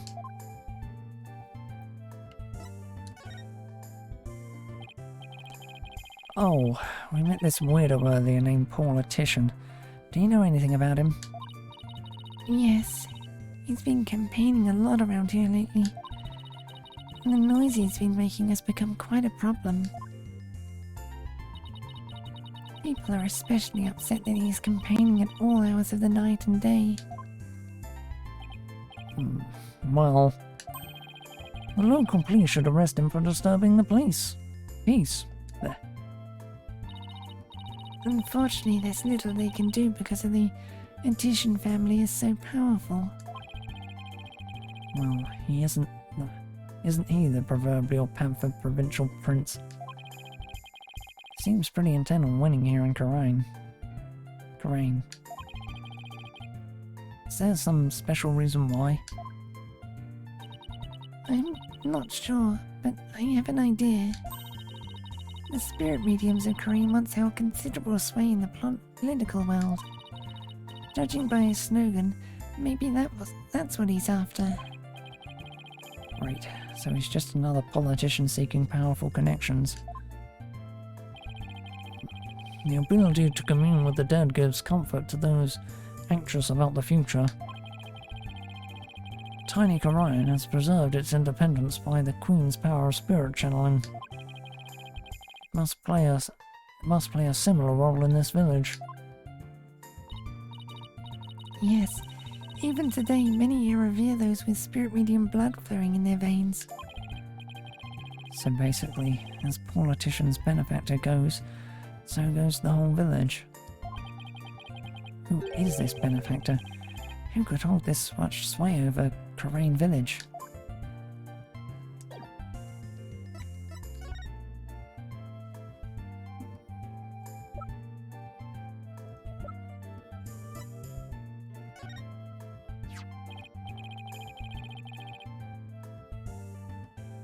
Well, do you have any idea where this moss might grow?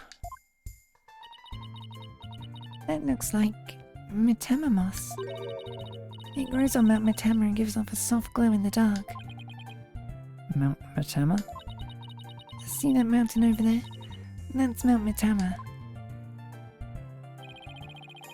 And how would one get there? You can take a bus from that bus stop over there. May I ask why you were so interested in that moss? Well, Dr. Buff was supposed to give us something. It seems he hid it somewhere last night. He did? Maybe that's why he, Do you know something that might help us? well... Sounds like I better find out what she knows.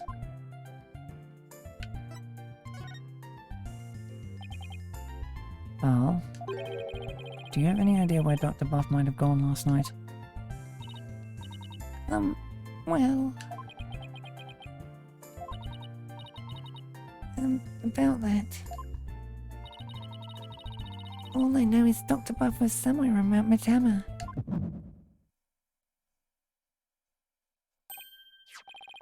My bracelet. It's reacting. Which means Pearl is hiding something from me.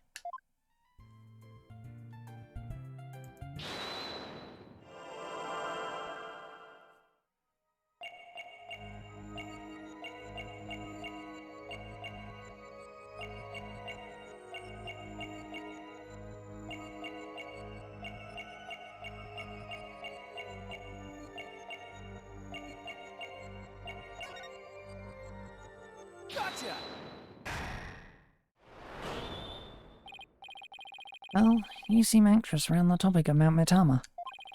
I could tell because you rub your thumb over a splotch of dried paint as you said it. Oh, well... That nighttime painting is yours, isn't it?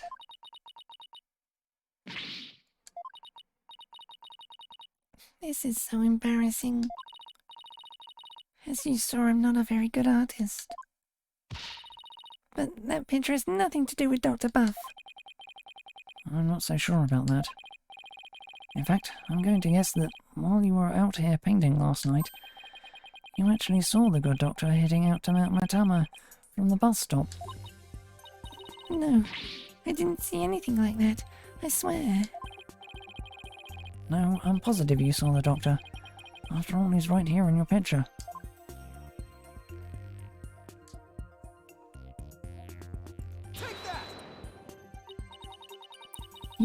You think that's the doctor?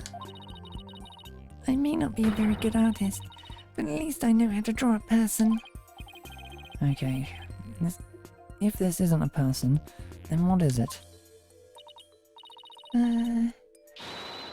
That's a rain spirit.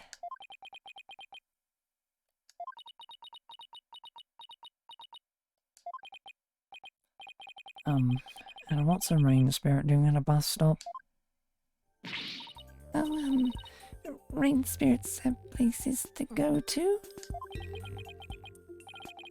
This is getting ridiculous. Sorry, pal, but you're not a very good liar. That is Dr. Ruff, and this piece of evidence proves it.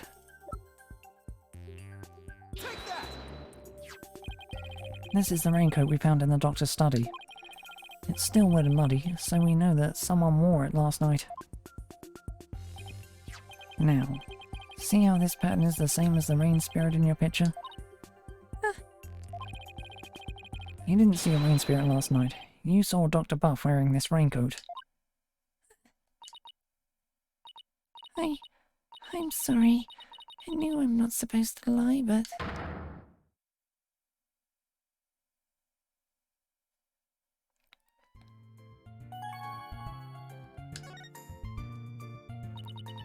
I'm sorry. I didn't tell you before, Mr. Apollo, but I did see the doctor last night. It's alright. Just please, tell me everything you know. Of course. I was painting out here last night when the doctor came up to the bus stop.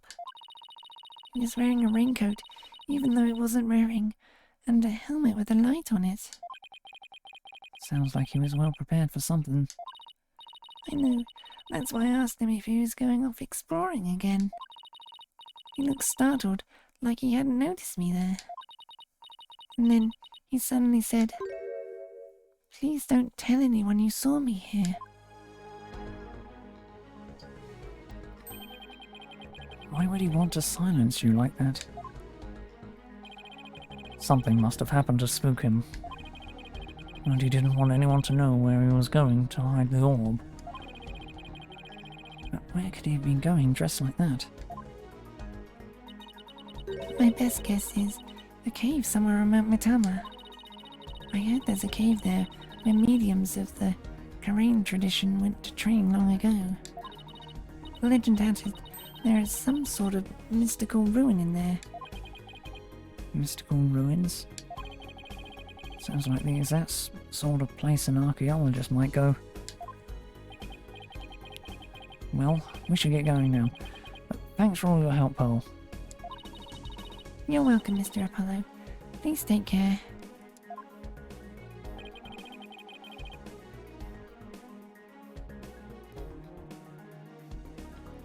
What do you say we go find that cave, son?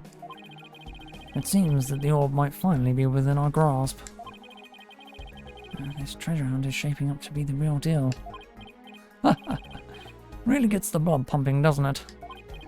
Well, what are we waiting for? Let's go!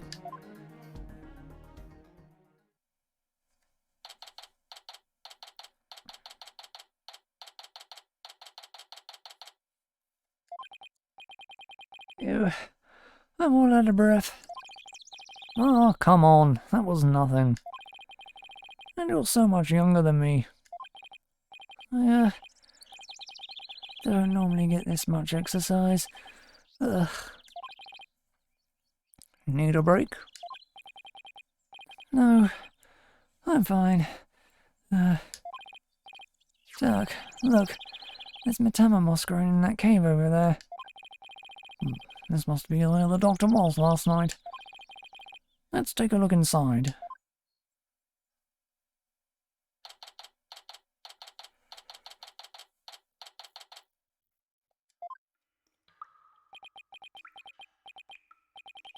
I can't see a thing. Relax, your eyes will adjust eventually. Now, follow me. I really think we need a flashlight, Dirk. Should have brought one along then, son.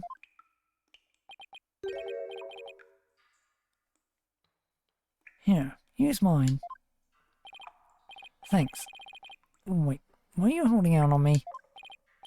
Who are you talking to, Apollo? You. Whoa! Someone just pushed me! Apollo? What the? Apollo! Ah!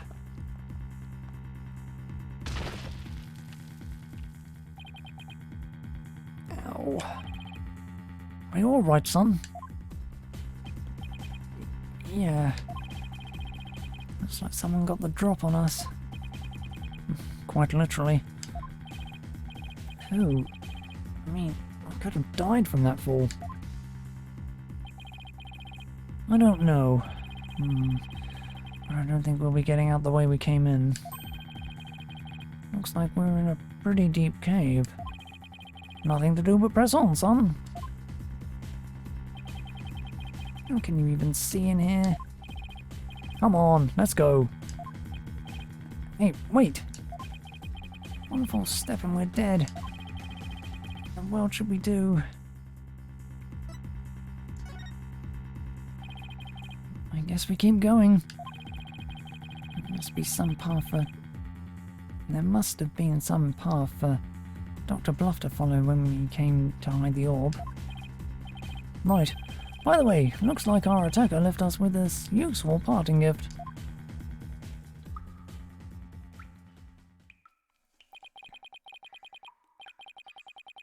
From lawyer to spelunker. How do I always get myself into these situations? Never going to make it out alive. I hope you know. Don't tell me you're scared, son. We're just getting started. The greatest treasures are only ever found at the point of a blade, or the edge of a cliff. Yeah, sure. No, I'd wind up at the bottom of some dark, damp cave. I'd have never taken your request, Dirk. Save your breath, Apollo. Just keep putting one foot ahead of the other. There really better be a way out of here. We'll find one before you know it. You'll see.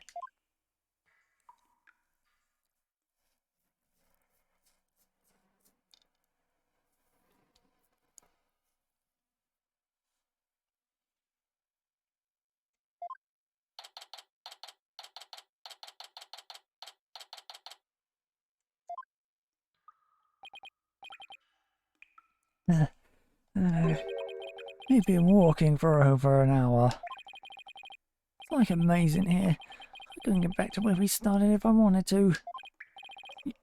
Yeah, this cave goes deeper than I thought. Wait, don't tell me there really is no way out. Well, there's a will, there's a way. Ever the optimist, aren't you? Maybe we should cut our lodges while we still can. Even if we were to turn back, we wouldn't make it up that wall of solid rock. So I guess we keep going. How did I get stuck wandering around in a dark cave again? It's definitely not in my job description. Listen, son. Only the truly accomplished have the luxury of being so choosy. When I was just starting out, I did everything from street performing to yak milking. And that helped you become an accomplished attorney how? It didn't, but when you need to earn a living, you take on any job just to survive. Say, how's your career going, by the way? Well, it's been a harrowing adventure so far, to say the least.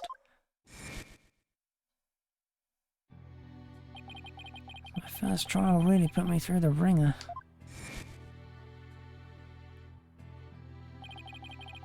My next case had me investigate a pair of stolen panties.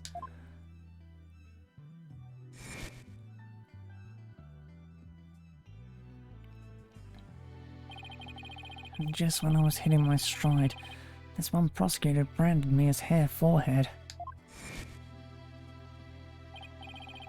Oh, and then there's this other ridiculous prosecutor who wields a samurai sword. Sounds like you've, seen quite a bit.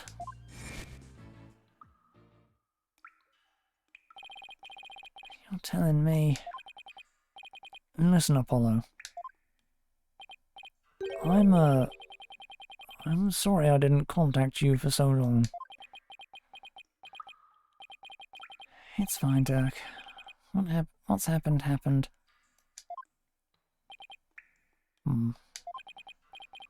Careful, the ground doesn't feel as solid here. What? Yikes! The cave floor's collapsing! Ugh, not again! Ah!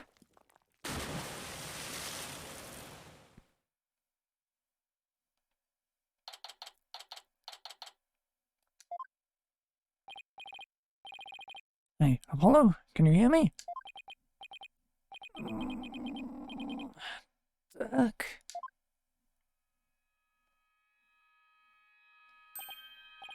Huh? Where are we?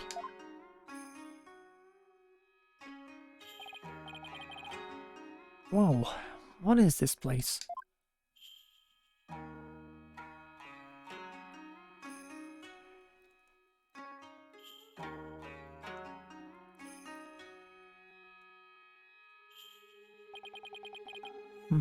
I was shocked too. These ruins look really old.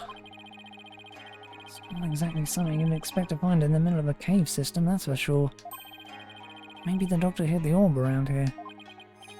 I mean, look at those footprints over there.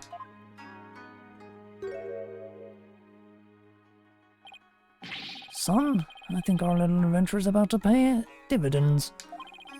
Time to find that orb.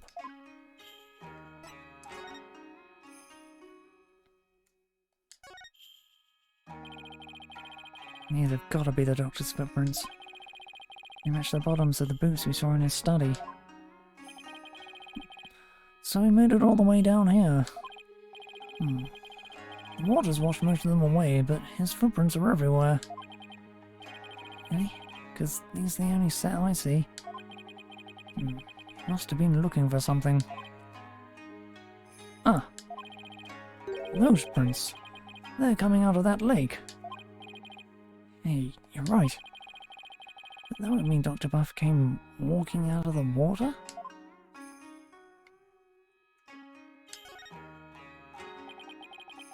What's a plastic bottle doing here? A seaweed stuck to it, which means it probably came from the ocean. It's possible this cave is connected to the sea somehow.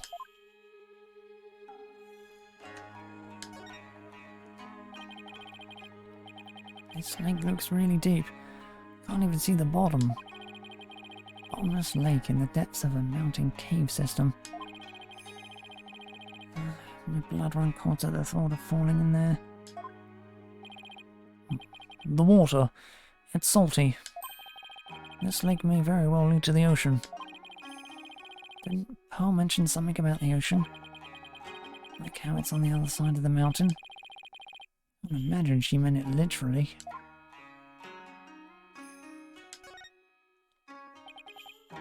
Driftwood.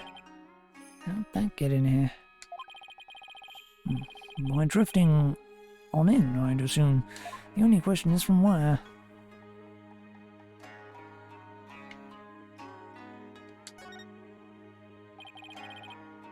It's a big stone altar.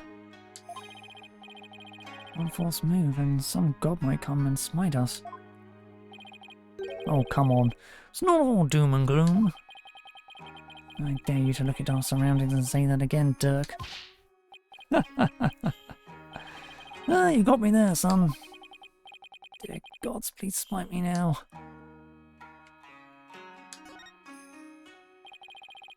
This box looks pretty new.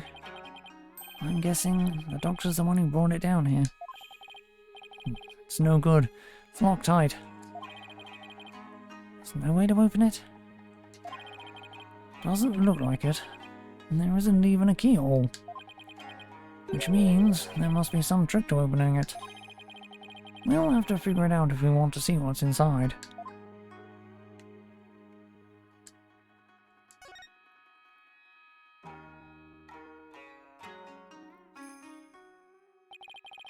So that's the hole we fell through. Doesn't look like we'll be going back that way. We're lucky we survived the fall from way up there.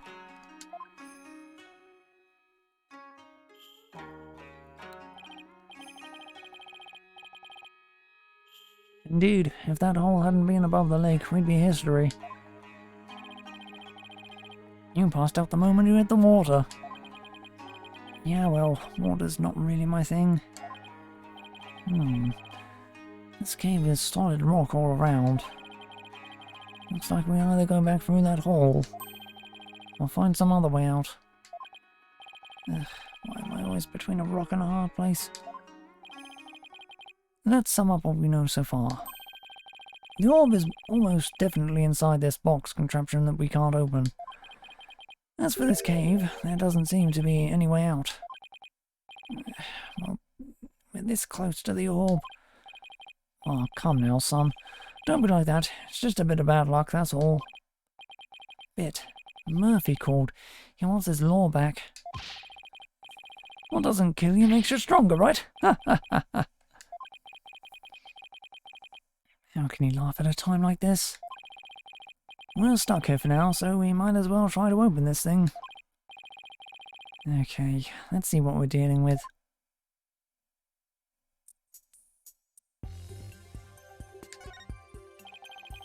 This thing is covered with pictures. Hey, each section also rotates.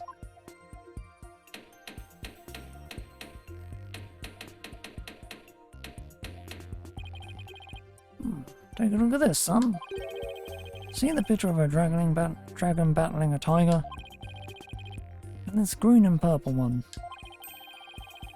is of a Cronese butterfly and a mitma. Wonder if they're clues for figuring out how to open this box.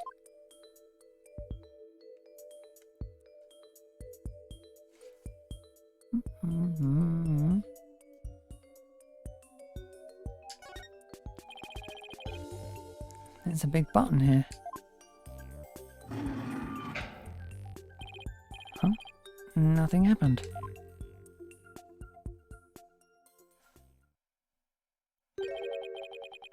It appears this box uses a picture-based combination lock. We'll have to arrange the pictures on each side in the correct sequence. Let's see. There's the dragon and tiger fight, Cronese butterfly with a mitma, and a number of other pictures too.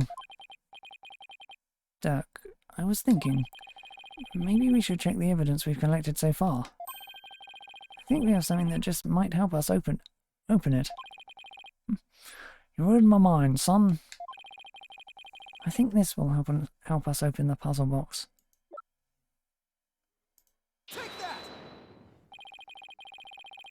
Dr. Buff's research notes mention the Song of Ceremony. Maybe its lyrics and the pictures on the box correspond somehow. I think you're onto something, son. Okay, let's give it a shot.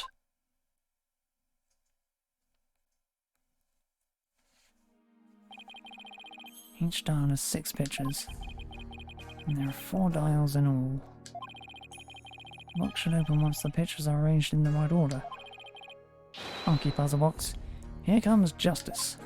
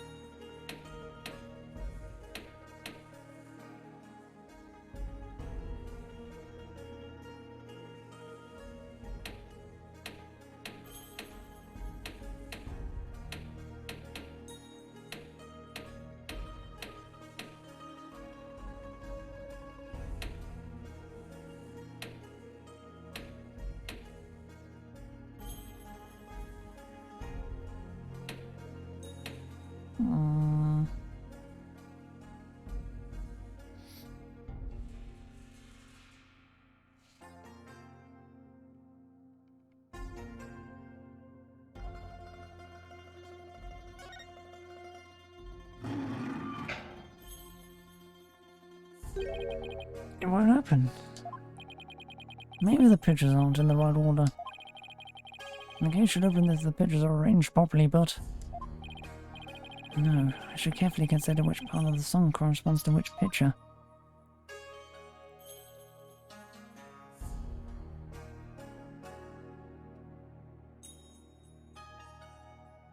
That's the dragon and the tiger. Butterflies and flowers. There's the worshipper and founder, so it must be this one.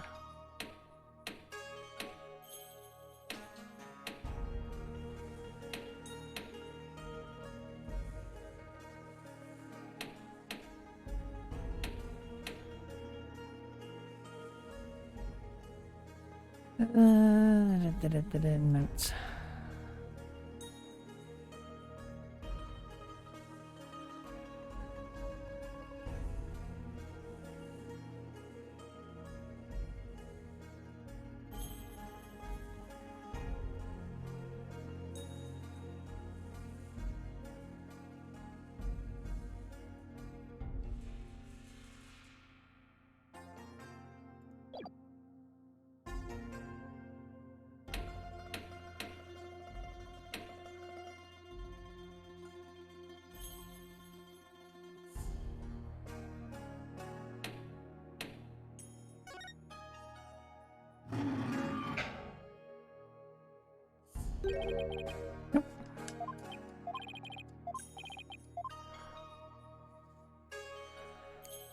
Yep. Hmm.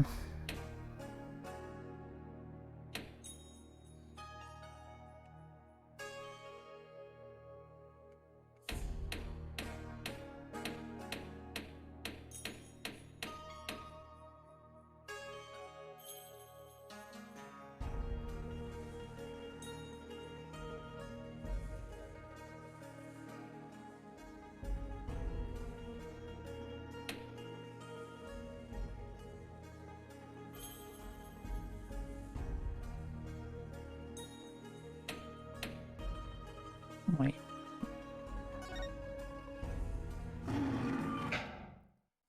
Sneaky little shit.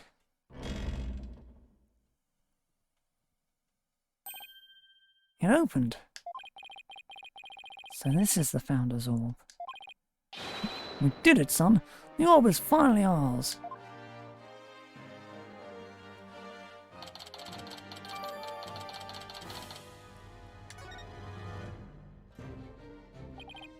At last, the Founders Orb is ours. And it's all thanks to you, son. Well done. And again, I'd expect nothing less from my boy. So, yeah, it's no big deal. Don't sell yourself short.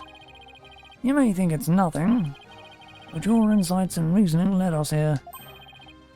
And I'd say that's truly impressive. I don't know about that. All those battles you fought in the courtroom have shaped you into the man you are today. And I couldn't be prouder. Will you cut it out already, or I turn into a sun-ripened tomato? With this orb, I can finally deliver a fatal blow to the Korean regime. So, how exactly do you plan on using it? You're not going to try to become a spirit medium, are you? Don't be ridiculous. I don't need supernatural powers like that. So then, you're going to use it as a bargaining chip with Korean Garan? Like demanding she abolishes the Defense Culpability Act? Well, the thought had crossed my mind, but the main thing is returning this to the Kingdom of Korean. After all, as a sacred relic of Curanism, that is where it belongs. Really? That's all you wanted to do? Because my true objective has always been to find out who asked Dr. Buff to study it and why. I'm not sure I follow.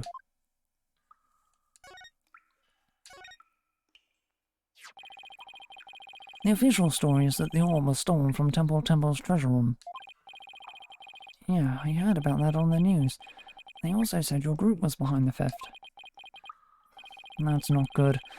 We're probably on an international most wanted list by now. Let me ask you something, Apollo. Who do you think really stole the orb? I really haven't a clue. Well, I think it was one of the royals. Really? Someone from the royal family? Yeah, and I've got a pretty good idea which one it was. He knows who it is. Care to share your hunch? All I'll say at this point is this. Security is pretty tight, but the royals have unfettered access to the treasure room. Plus, they seem to be turning a blind eye to the orb's loss. But Why would a member of the royal family do that? That I haven't figured out yet. Whatever the reason, it can't be good. I mean, the Pyrenees royal stealing a national treasure of such religious significance, and then pinning the crime on us, the Defiant Dragons. Sounds like a conspiracy or something.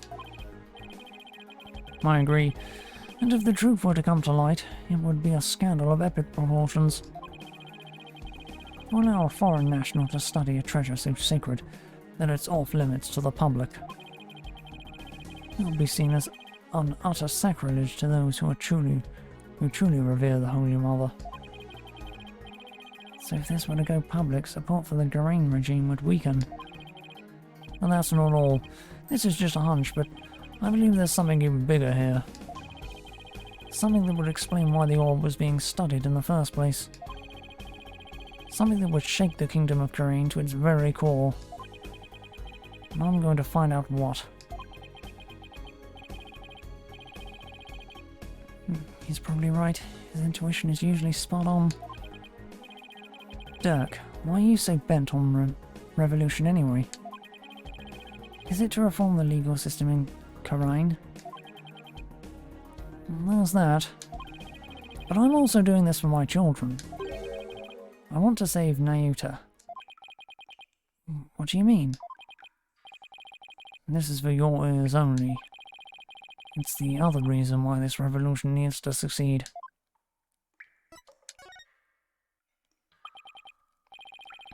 Nayuta, I never thought our reunion would take place in a courtroom.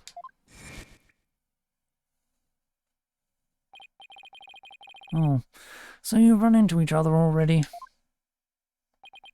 Yeah, but it was like he was a different person.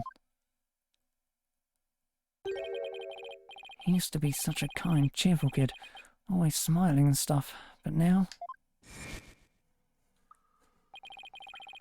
He tried to convict Trucy for a crime she didn't even commit. Plus, he kept telling me I had a putrid mind, and to let it go and move on. Has it really gotten that bad? It must be Garan's influence. He wasn't like that when he first stepped into the courtroom. Back then he still had a keen sense of justice. I vow to bring the Garan region down. I vow to bring the Garan region... Blech. I vow to bring the Garan regime down and reform the legal system. That's what he swore to do, but that was also 5 years ago. He'd been the shining star of the Defiant Dragons, and our greatest hope.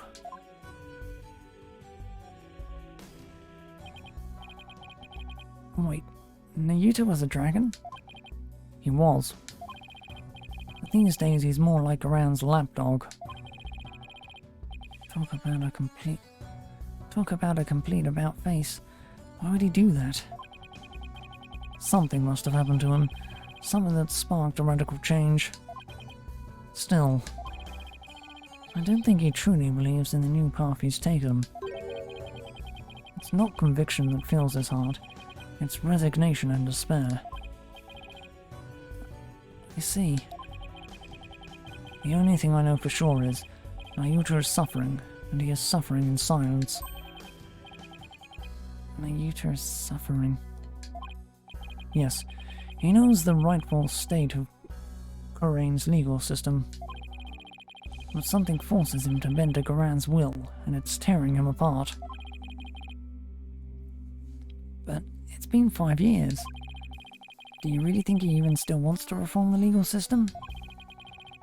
As long as he carries what I've taught him in his heart, I do.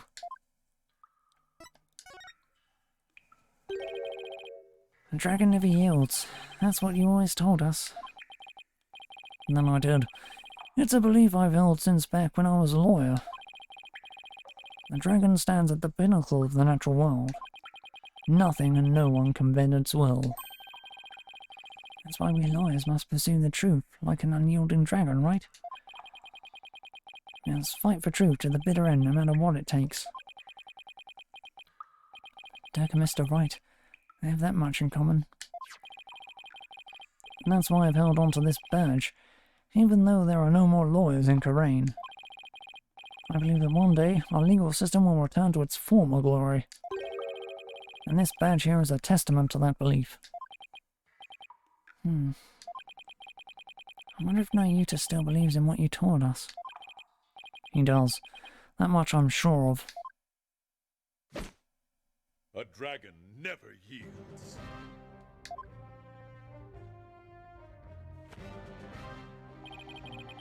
I know that belief is etched deep in his heart. I'd put my life on it. After all, he is my flesh and blood.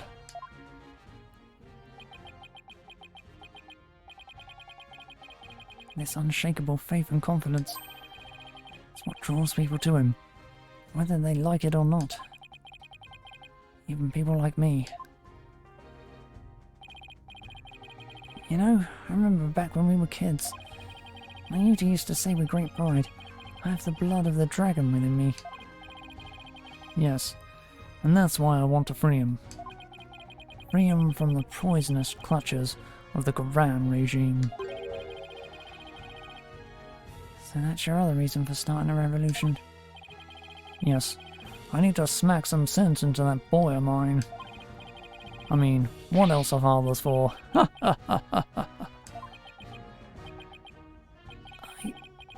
I wouldn't know.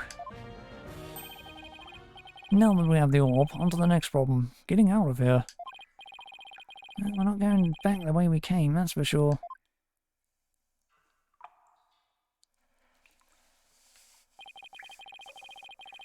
That hole we fell through is way too high to climb back up to.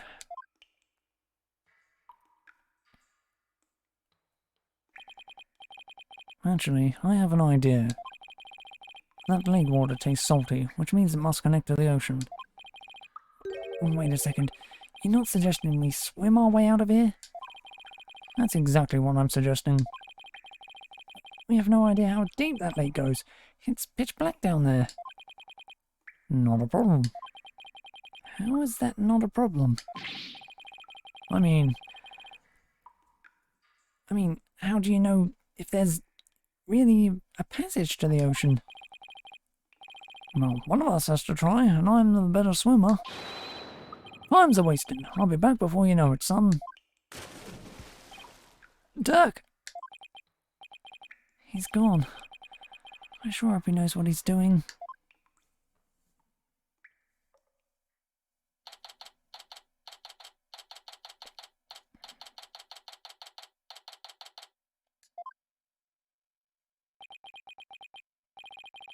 It's been 20 minutes.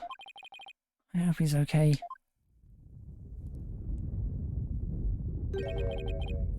What's going on?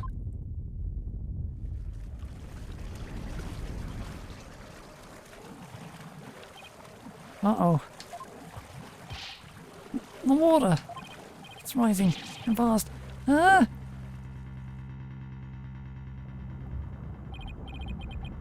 Need air. Ugh. I don't know how to swim. I don't grab onto something that floats.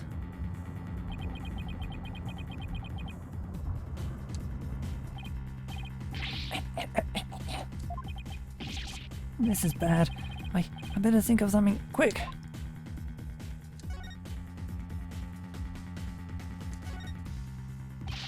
I've got it. As long as I hold on to this, I should be able to stay afloat.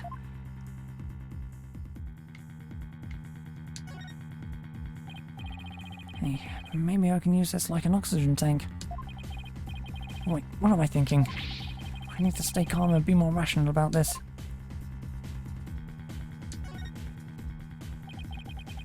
This is not good. The water's almost up to the top of the altar. It won't be long before it reaches the roof of the cave.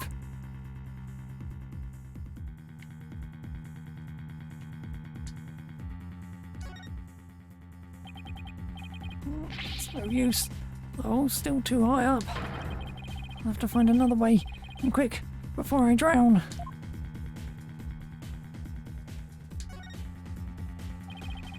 Puzzle box is still at the base of the altar.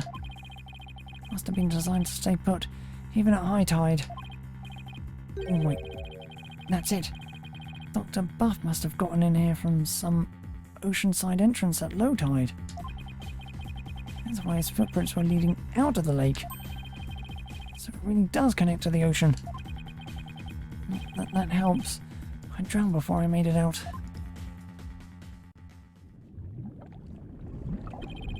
The water won't stop rising. Ah, I'm getting swept away. Ah, please stop!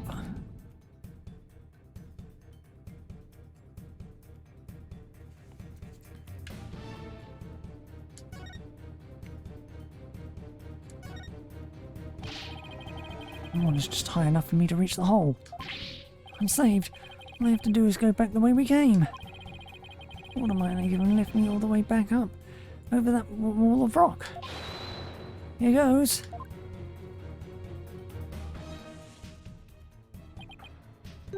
Huh? A hole. Full of rubble. Tunnel's collapsing. Above must have filled it in after we fell through it. This can't be happening.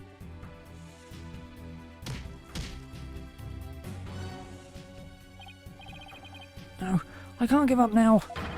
I refuse to die here.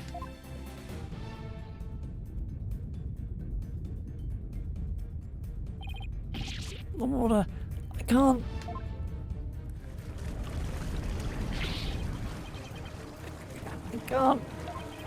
I can't breathe.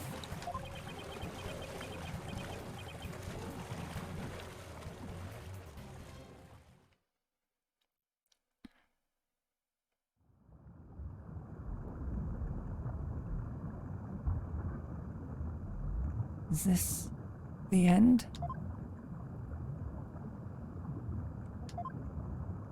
Dirk. I wonder if he made it out.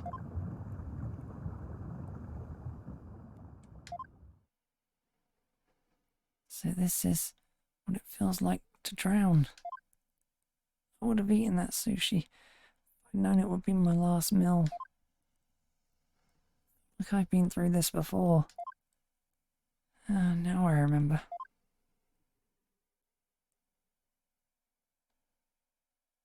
It was back when all three of us were living in that shack in the mountains. Nayuta and I were playing by the riverside when we got swept up in the rapids.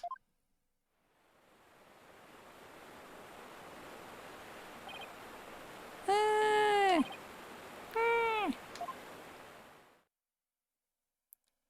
thought we were goners, but then... Nayuta, Apollo!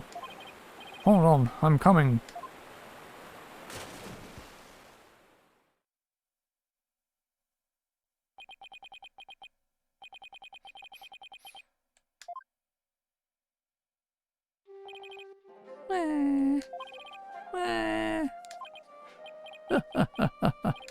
Well, that was a close one. Thought I'd lost you two. I'm sorry, Dirk. Alright, that's enough now. Didn't I teach you that boys don't cry?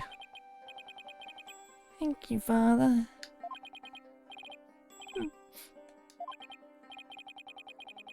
You could have been killed. But you risked your life to save us. Why? What a silly question. What father wouldn't risk his life to save his own children?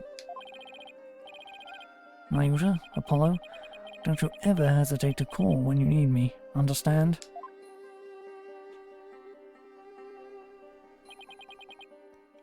Hey, Dirk. This isn't forever, right? You'll bring me back from America someday, right? Of course. I'll come pick you up as soon as things settle down here. Promise. Okay, you promised.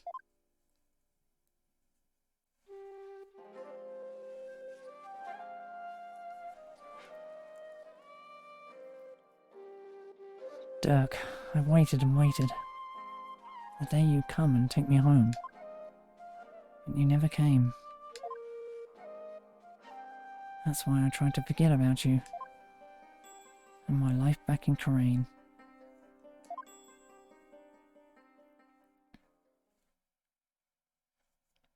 Dirk. Why? Why didn't you...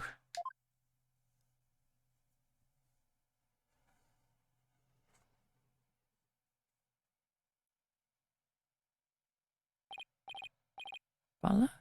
Apollo? Apollo, can you hear me?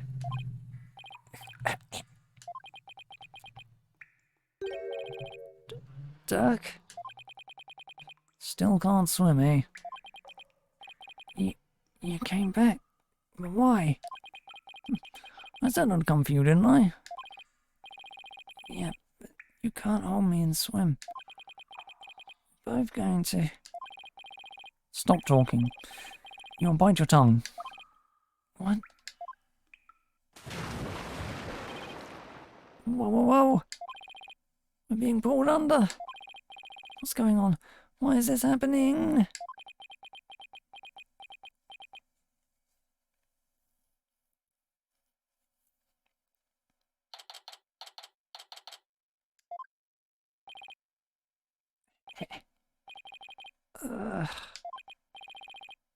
Where? Ah, you finally came to, son. Get your fill of seawater? Good thing your name's not Neptune. Dirk? Oh, you're telling me? Check it out. Snot's coming out of his nose. What a miraculous escape. Not even some of the escape artists' greats can pull that off. What on earth happened? Sorry it took me so long, son. I made it to the ocean, but I figured you still couldn't swim. So I found a local fisherman and had him take us out near the undersea cavern. He tied a rope to me and I came and grabbed you. Then he yanked me back. Oh, so that's what pulled us under with such force. Don't forget about me. I assisted in your escape act too, Polly. I've helped compatriots escape from all sorts of places. Mountains, jails, island prisons.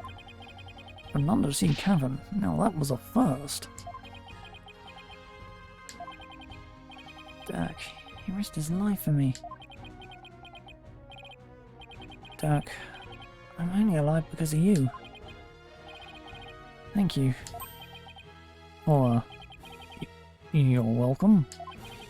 I, just did what any father would do for his son. Saved my life yet again.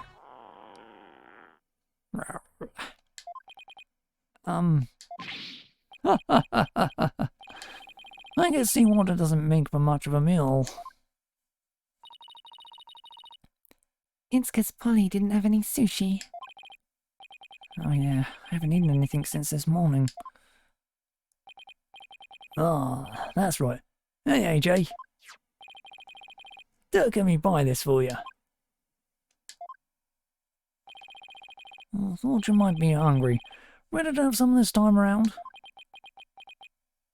Yeah, thanks. Yum, yum, yum, yum, yum, yum, yum.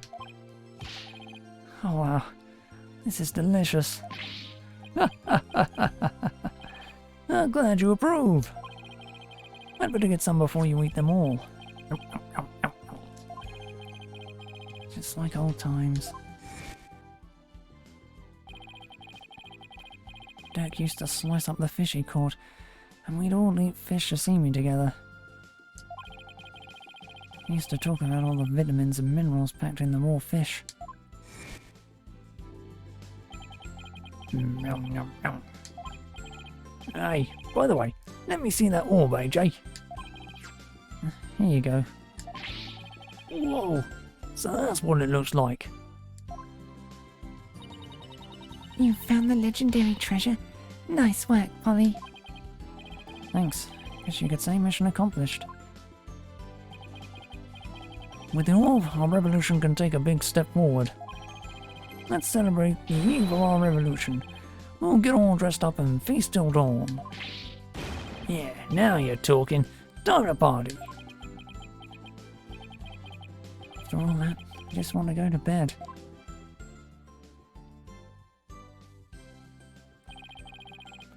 sure wish Nayuta was here. Maybe one day we'll enjoy times like these together again. The revolution, if it can bring back those happy days, you can sign me up for.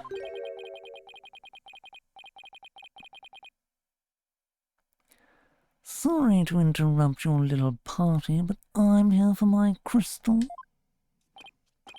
Right, left, halt!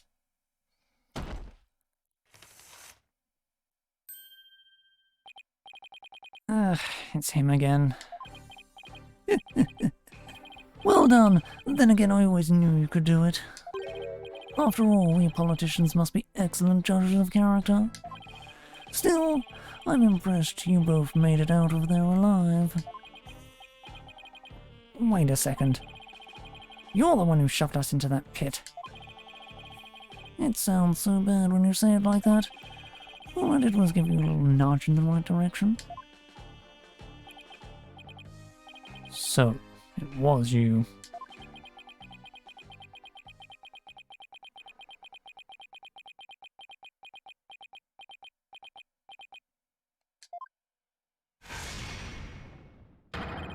You no good son of a... Yeep. Don't look at me like that. The crystal of Amifay is mine. Now hand it over. Over my dead body. Detective, help!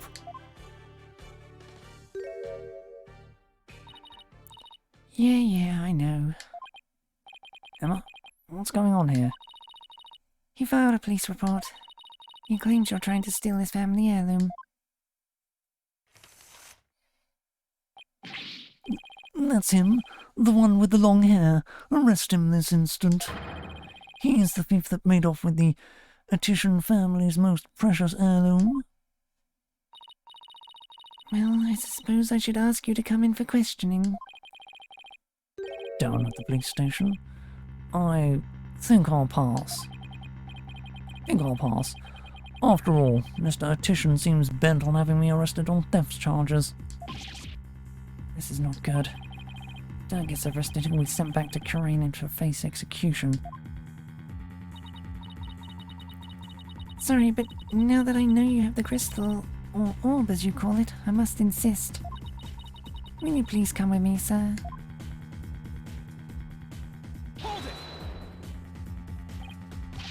Emma, I'm afraid I can't let you take Dirk in.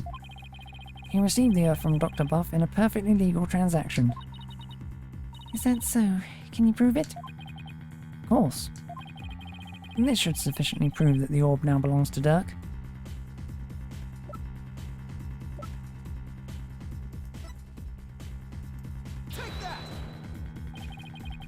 Take a look at this agreement. What do we have here? Let's see. I agree to hand over the Founders Orb to the Defiant Dragons if I will come to no harm. It appears to be a perfectly legal agreement. Not so fast. That's not the Founders Orb. It's the crystal of Amifay, which means their agreement is null and void. This is going nowhere fast. You can say that again.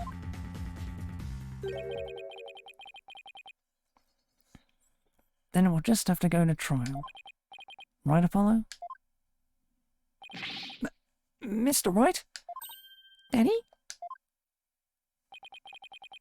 What's with you two? You look like you just saw a ghost. Oh yeah. Emma mentioned she had seen him around. What are you doing in Kurain Village, Mr. Wright? Mr. Attition has retained me as his lawyer. Wait, you're his lawyer?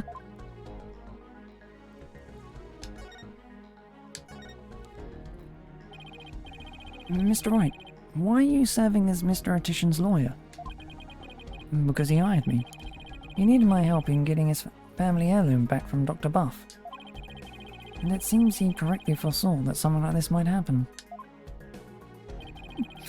It's because those shifty insurgents were harassing poor Dr. Buff. So I knew I might need a lawyer if things went south. I figured with a celebrated lawyer like Phoenix Wright, I couldn't go wrong. Is that why you came back from Corinne so... Is that why you came back from Corinne for Mr. Wright? Is what you came... Yeah, can't read.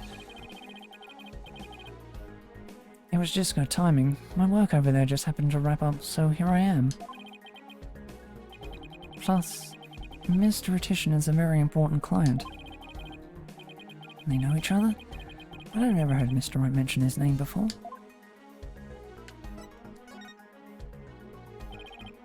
Mr. Wright, are you sure this is Mr. Retichin's family heirloom? That's my client's assertion. He says it's the crystal of Amifay.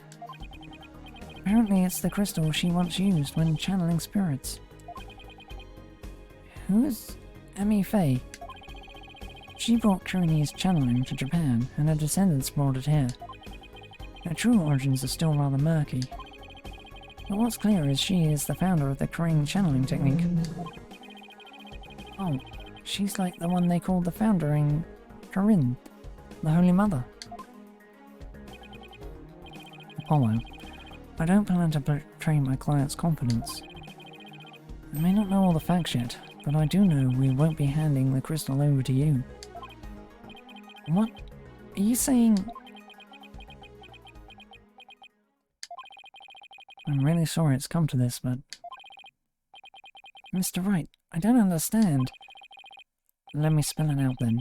If you continue to claim that the crystal belongs to your client, then I will be seeing you in court. What? What's gotten into you, Daddy? Nothing. This is strictly business. Two lawyers from the same firm facing off? What are the odds? Lucky for me, I believe I have the right man for the job. Whatever are you going to do? Remember, he is your boss. How did it come to this? Mr. Wright, please, don't do this. Apollo, there's no point in arguing about it here. When it's now clear we're headed to court, that's where we'll find out who the crystal really belongs to. I don't believe it. Am I really going to have to face Mr. Wright in court? Daddy, Apollo, no, we can't have our agency's talent competing against each other. It's too late, Trucy. The die has been cast. We each have to fight for our client's best interests. But... So, what's it going to be, Apollo? Are we going to have to take this to trial? I have to battle Mr. Wright in court? The legendary Phoenix Wright?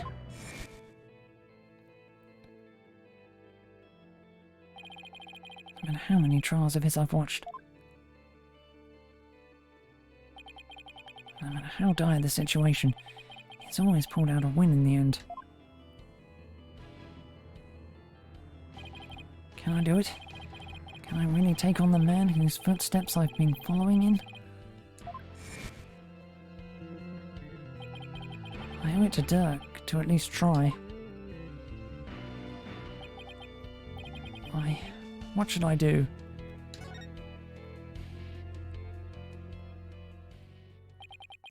There's no turning back now. It's a try who want Mr. Wright. I'm more than happy to oblige.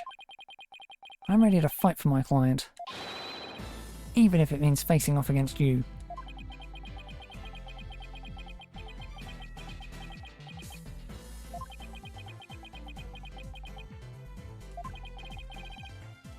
Alright. I won't be pulling any punches either, Apollo. The kid gloves are officially off. May the best attorney win. You got it! Whoa. First Daddy, now you? Ollie, you're not seriously... Sorry, Trucy. But I have to do this.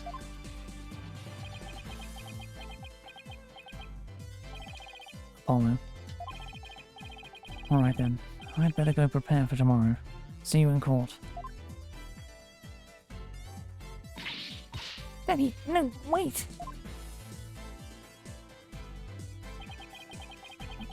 A fine mess I've gotten you into, son. I mean, of all the lawyers who could have we could have faced, it had to be him. He's practically a celebrity in Korean now. They're calling him the Fighting Phoenix. I'll be fine. After all, I've come a long way too. Who knows? I could even end up winning. It's always a chance, right? You know, this may be a blessing in disguise. The trial proves what we found is indeed the Founders Orb. And whoever asked Dr. Buff to study it may be revealed too. This is our chance to finally pull them out of the shadows. The first step of your revolution, huh? Yes. The revolution to restore Karain to its former glory and save Nayuta's soul. Dirk, I swear to fight as hard as I can in court to make it that a reality. We're going to win this one. You'll see. I know you can do it, son.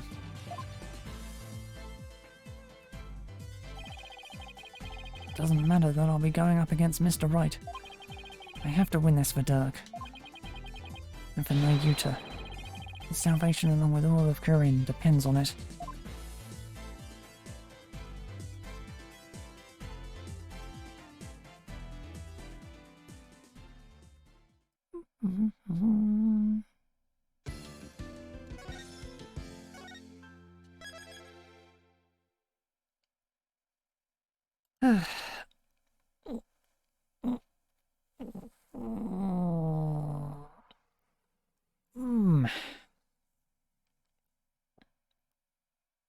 Right then. That shall be all for now, and we will be back with the trial tomorrow. For now, so bye!